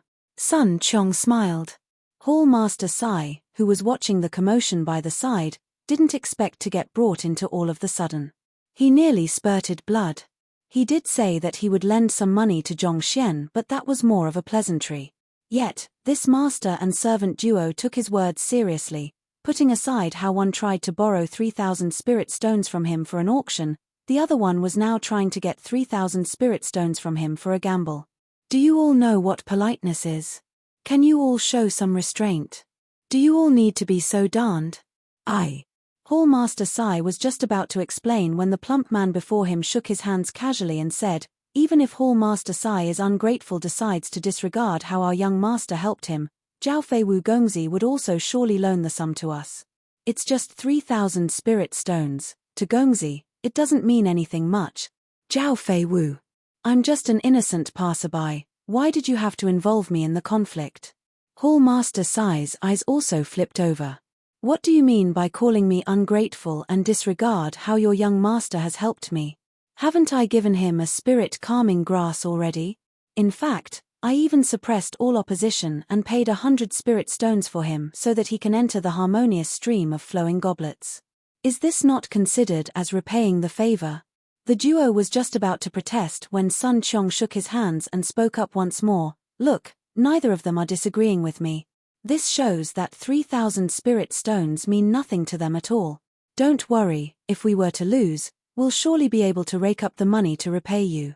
But as for you, you just declared so confidently that our young master will surely fail. It can't be that you're regretting what you said right now, can it? To think that you're a 4-star appraiser at that. To be unable to take out this little bit of money to prove yourself, how embarrassing. You. Not expecting to be looked down on by a servant, Elder Chen's face flushed red in anger. What you? If you truly don't dare to gamble with me, then let's just forget about it. However, you'd better keep your mouth in check next time. Our young master is incredibly talented, and your insignificant harmonious stream of flowing goblets means nothing to him at all. Harumphing coldly, Sun Qiong tilted his head upward arrogantly. He had complete confidence in Zhongxian. Fine, I'll wager with you then. Seeing how the other party was getting more and more arrogant, Elder Chen couldn't hold himself back anymore. As a 4-star appraiser, it was indeed embarrassing for him to argue with a servant. However, this plump man had truly gone too far. His tone was contemptuous and his attitude was arrogant. On top of that, his disdainful glance. How did a 4-star appraiser like him, who was respected no matter where he went, become no different from a shameless beggar?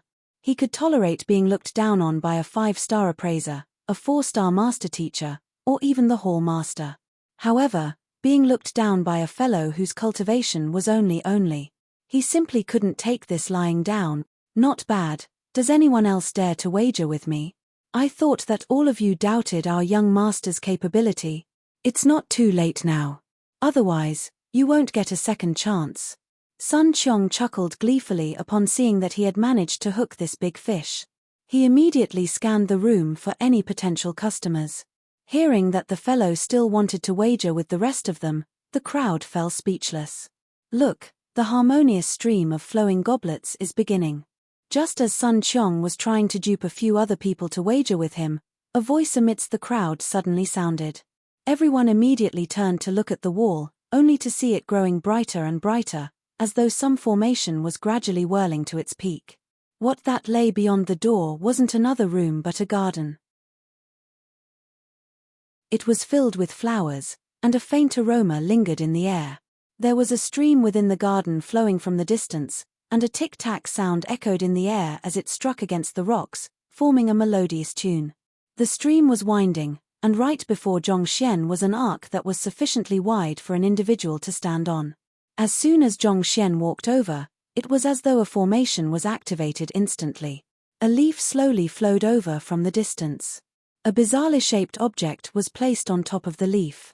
Its irregular shape made it difficult for one to tell what it was. Seems like this is the artifact that I'll have to appraise.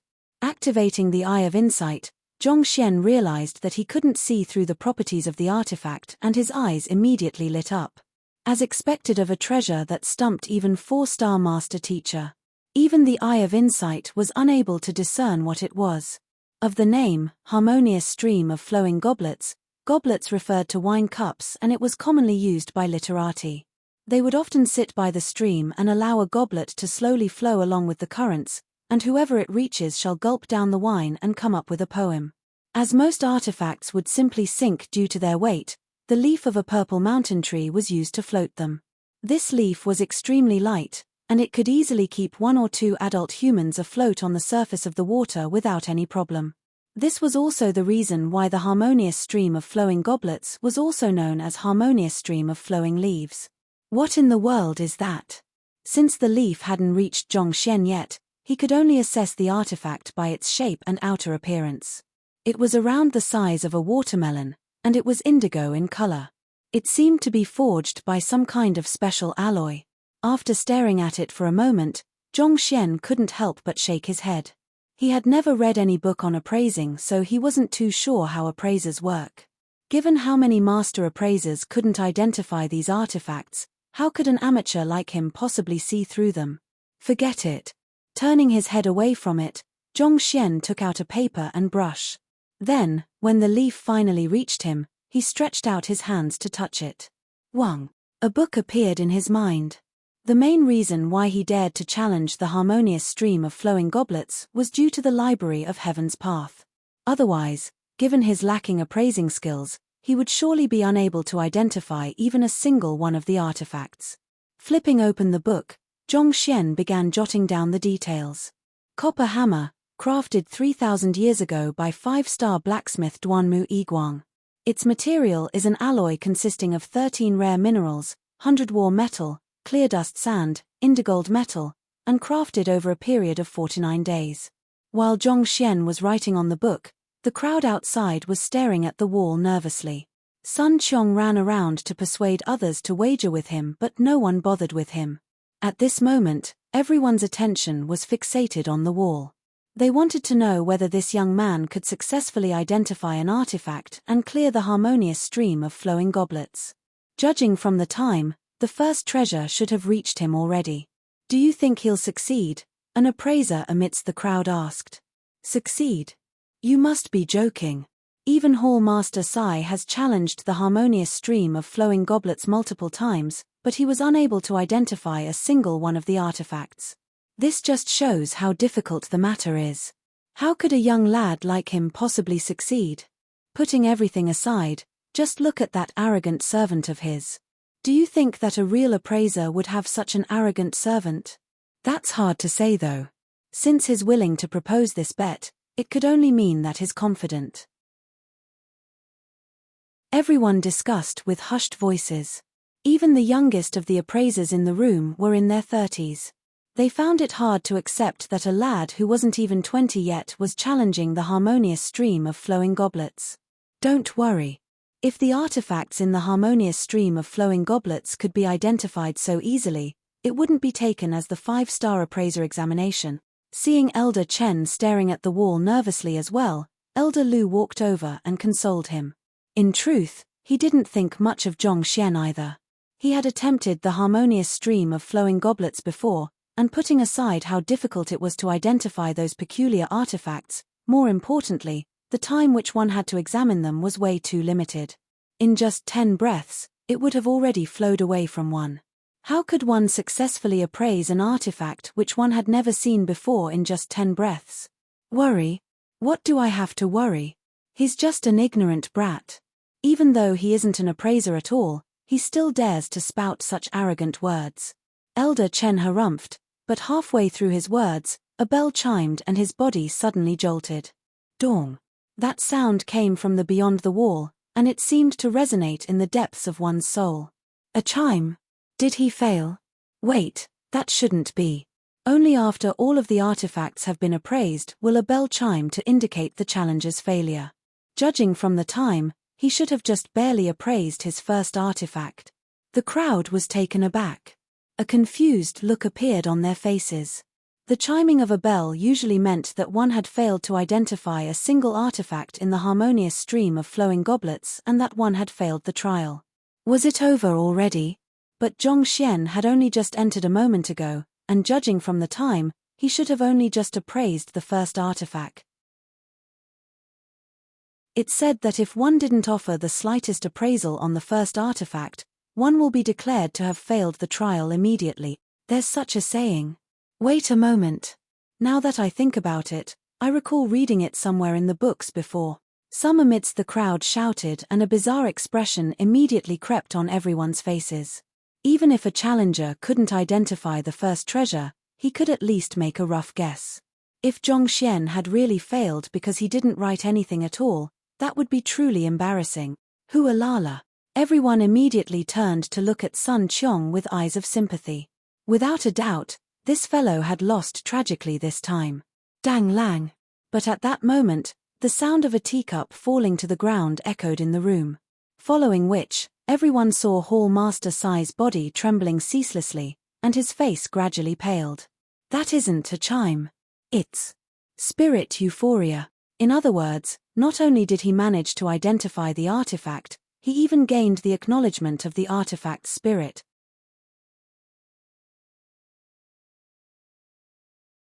Chapter 459, The Call of the Spirit, Acknowledgement of the Painting Spirit Euphoria. Elder Chen and Elder Lu stared at one another and froze. How? How is that possible?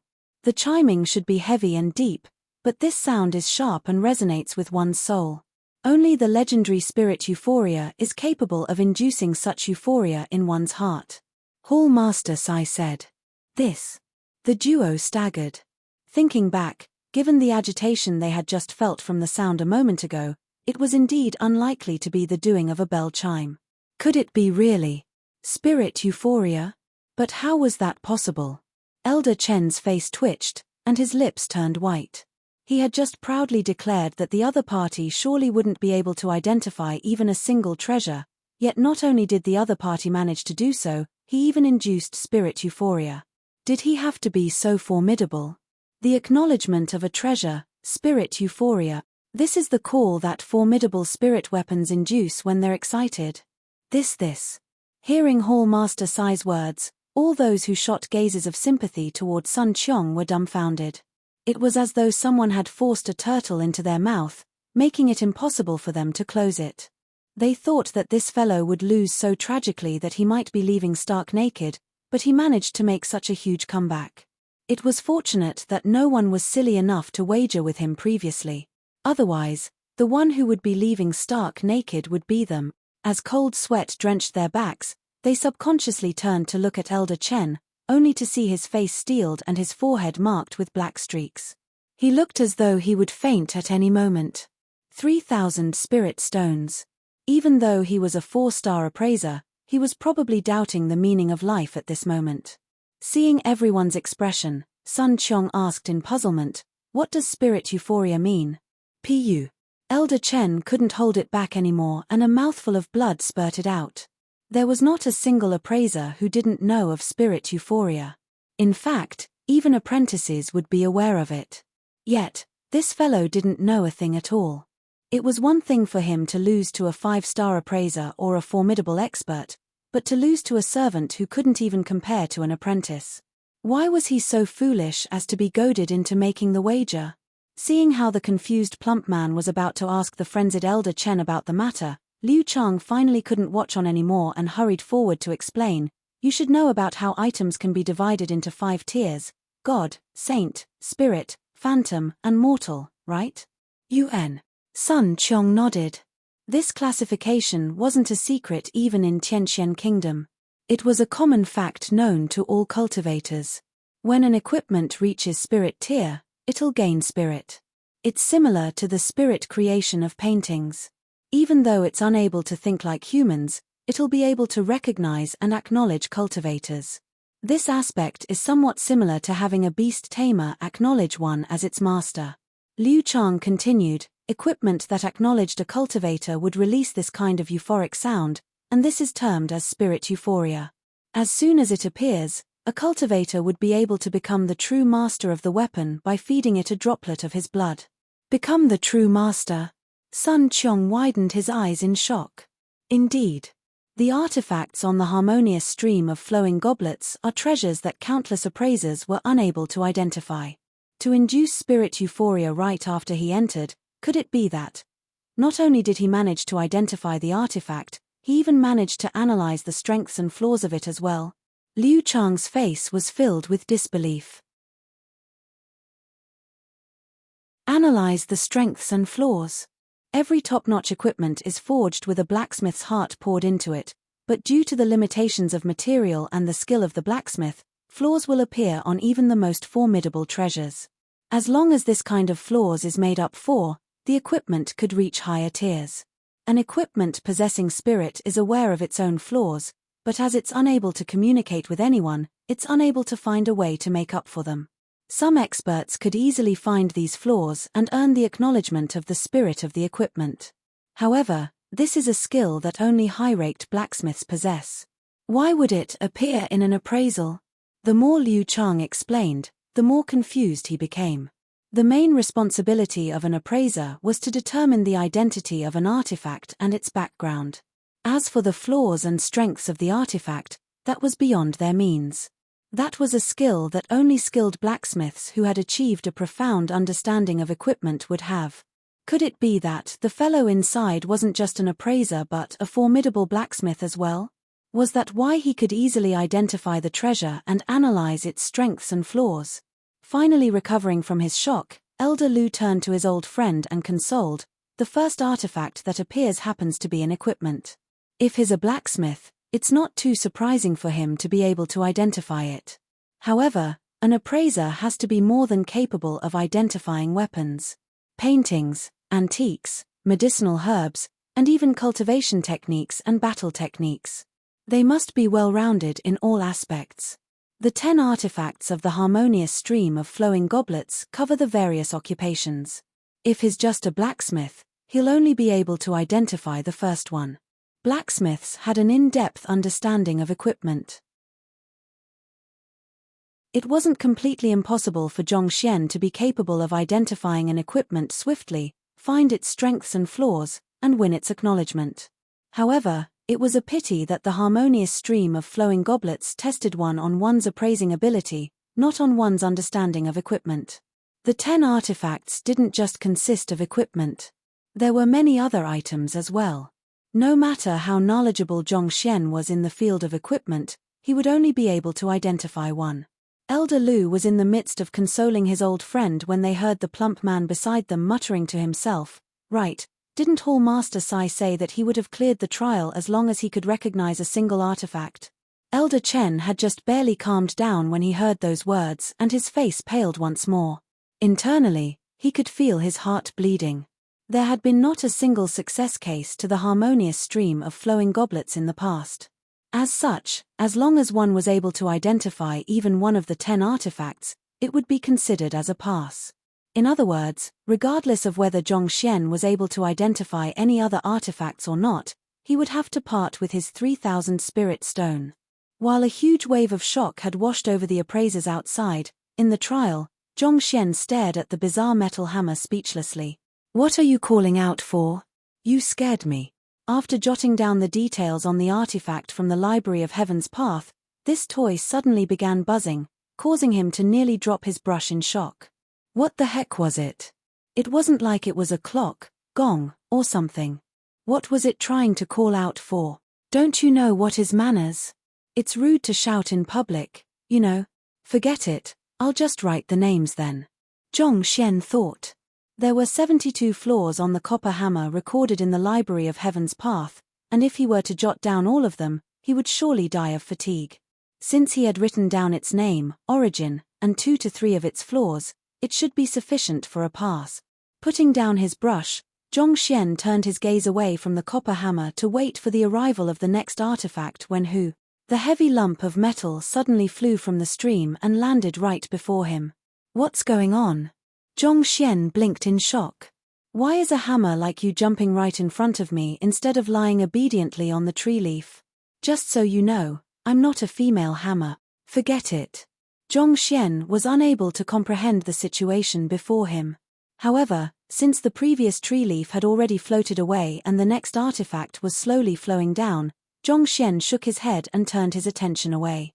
Placed on top of the second tree leaf was a painting. It was emitting a faint glow. The spiritual energy in the surroundings were automatically attracted to the painting, and incredibly realistic birds flew into the air, dancing with liveliness. It's at least a 5th-level painting.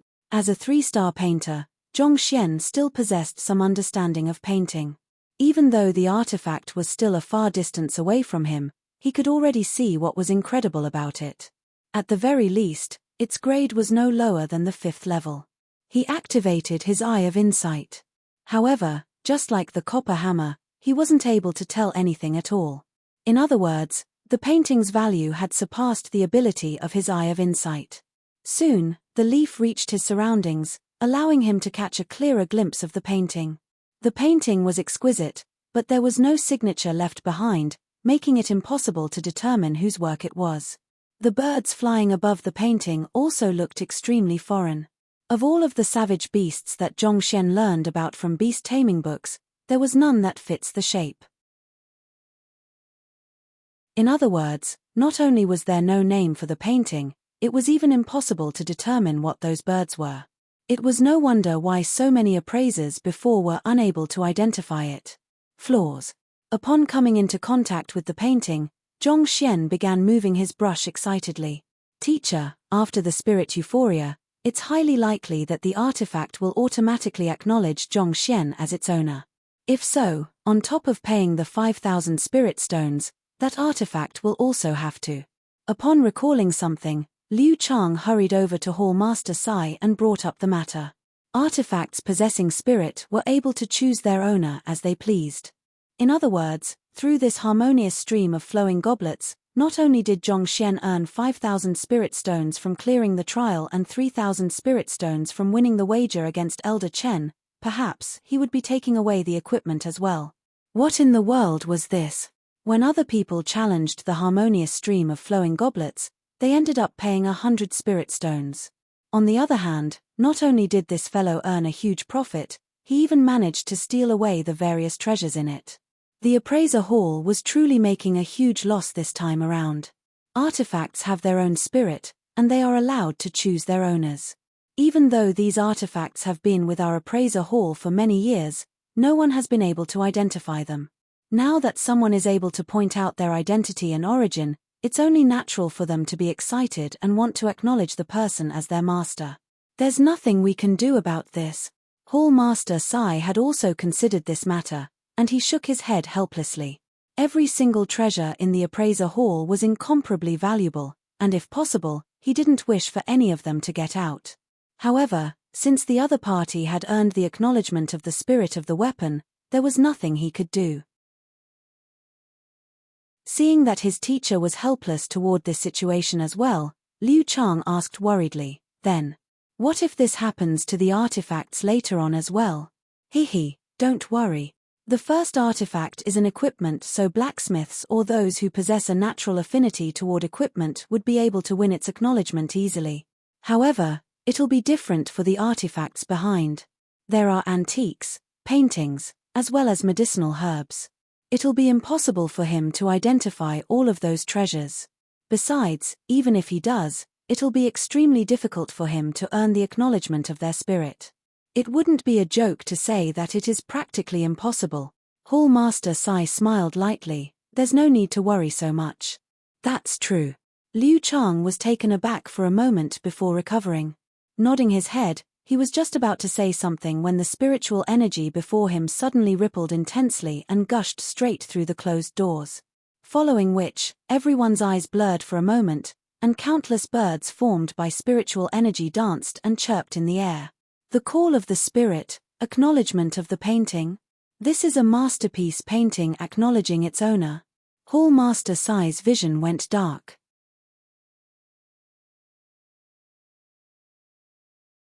Chapter 460. Poor people have it rough. The first 5 levels to painting were reality depiction, spiritual canvas, infused intentions, breathtaking verisimilitude, and spirit creation. Upon reaching spirit creation, the beings within the painting would be able to absorb spiritual energy to reach higher levels. In fact, the entire painting would be granted spirit, and it would be able to find a suitable owner for itself. In this sense, it was similar to formidable spirit equipment. Before them, birds from a painting were formed by the gathering of spiritual energy, dancing and chirping energetically. Clearly, it had acknowledged the challenger within the trial. This. If it was an equipment or a person who possessed exceptionally affinity with equipment, the acknowledgement of the first artifact could be explained.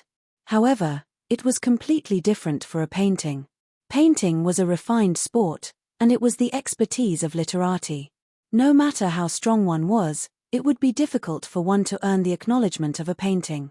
The only way to earn its acknowledgement was to understand the true artistic conception contained within the painting and comprehend its true meaning. But for a painting which one didn't know the name, the content, or even the year of production, how could one possibly understand the intent behind it? Could this fellow be a painter as well? Only a true master in painting would be able to discern the thoughts of another painter in a painting that wasn't signed, sealed, or dated. Everyone's eyes shot toward Sun Qiong, curious to hear his explanation. Since this servant was so sure that his young master could pass the trial, he definitely knew a thing or two about it. Painter. Our young master is already one. Seeing the doubtful gazes from the crowd, Sun Qiong smiled gleefully. Placing his hands behind his back, he tilted his head upward proudly. On top of that, he created a 5th-level painting through a savage beast. To him, this is just a walk in the park. Created a 5th-level painting through a savage beast. Everyone's mouths twitched. One would have to at least be a 3-star painter to create a 5th-level painting. To do the same through a savage beast. How many stars would that require? Even the 4-star painters that they knew weren't capable of such a feat. It just happens that he's knowledgeable in equipment and painting. This doesn't truly reflect his appraising proficiency. Perhaps it might just be luck, an appraiser amidst the crowd said. However, after saying those words, putting aside whether there was anyone willing to believe his words, even he found his own words hard to believe. Seeing how everyone was shocked, speechless, and Elder Chen even seemed to be on the verge of collapsing, perhaps due to the sympathy he felt for his fellow appraisers, Hall Master Sai scanned the surroundings and said, "We'll know whether it's luck or not in the next artifact. If I'm not wrong, it should be a celestial treasure. These kinds of items appear randomly and no one can replicate them. No amount of prior knowledge of other occupations can help him on this. This is the purest form of appraisal. If it was truly luck, and Zhongxian had only happened to identify the first two artifacts due to his double identity as a blacksmith and painter, it would surely be impossible for him to do the same for the rest of the artifacts. I really do hope that he fails to identify the other artifacts.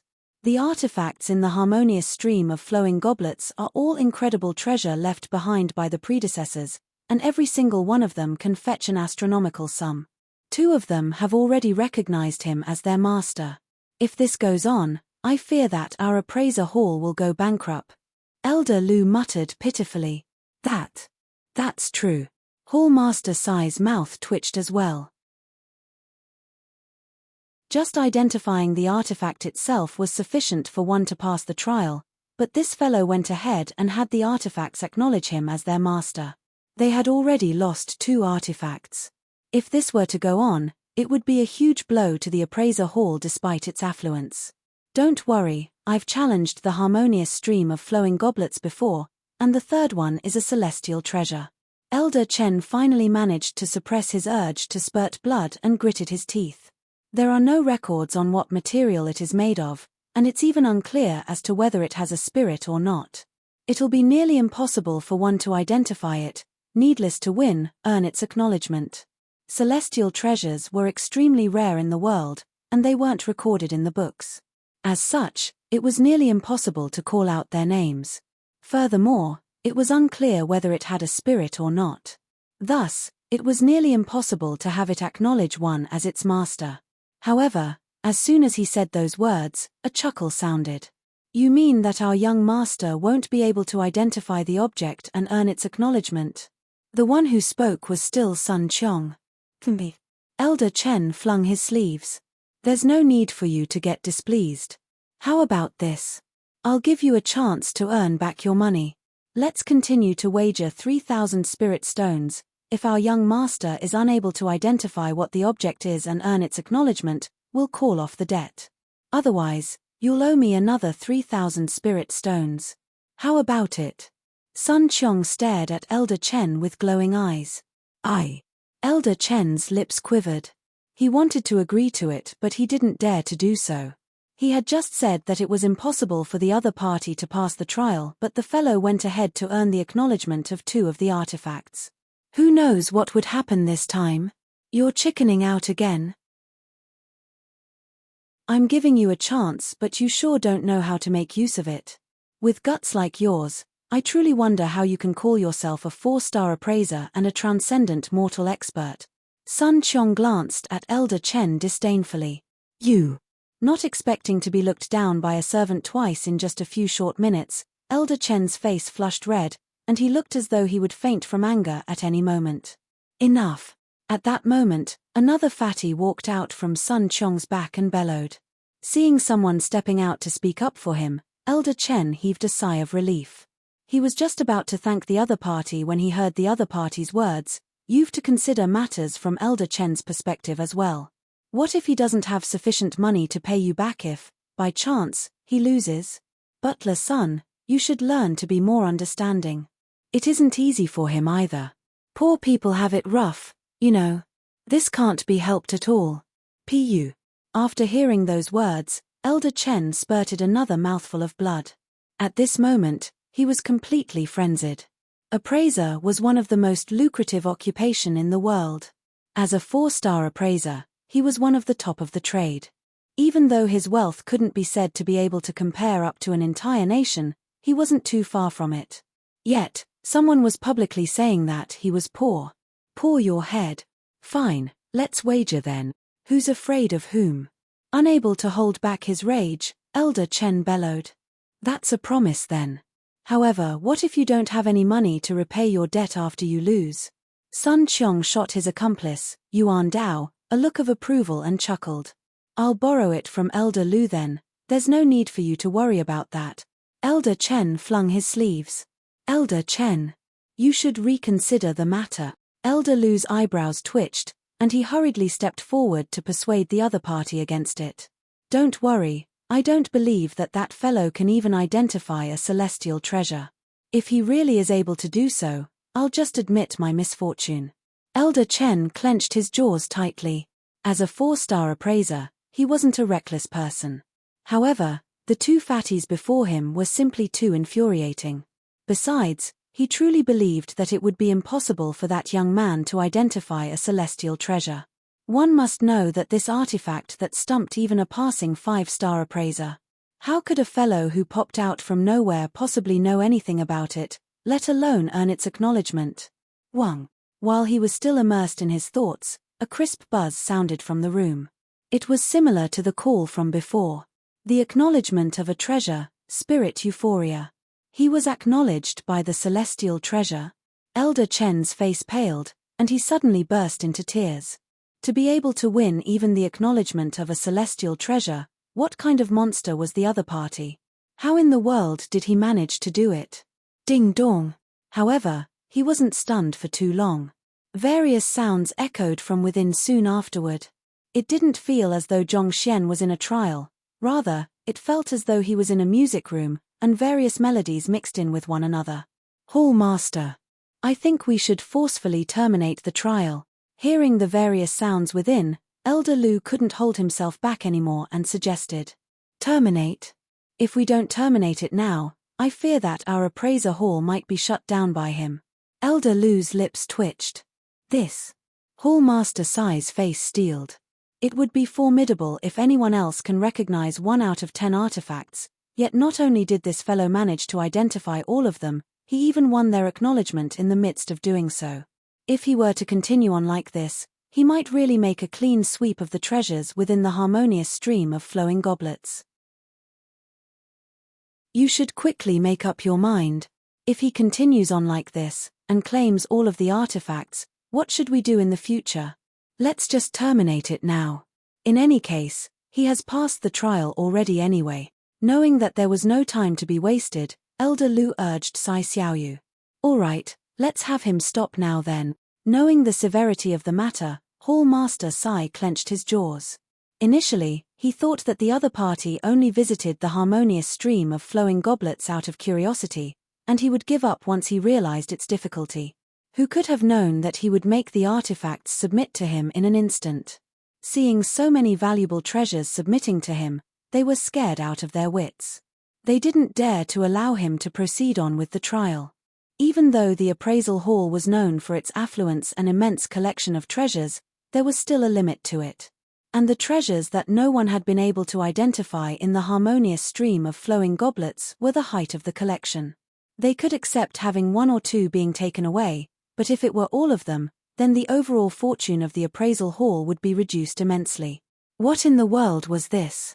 For the appraisal hall to be forced to a corner by just an individual, the thought of it felt ludicrous in itself.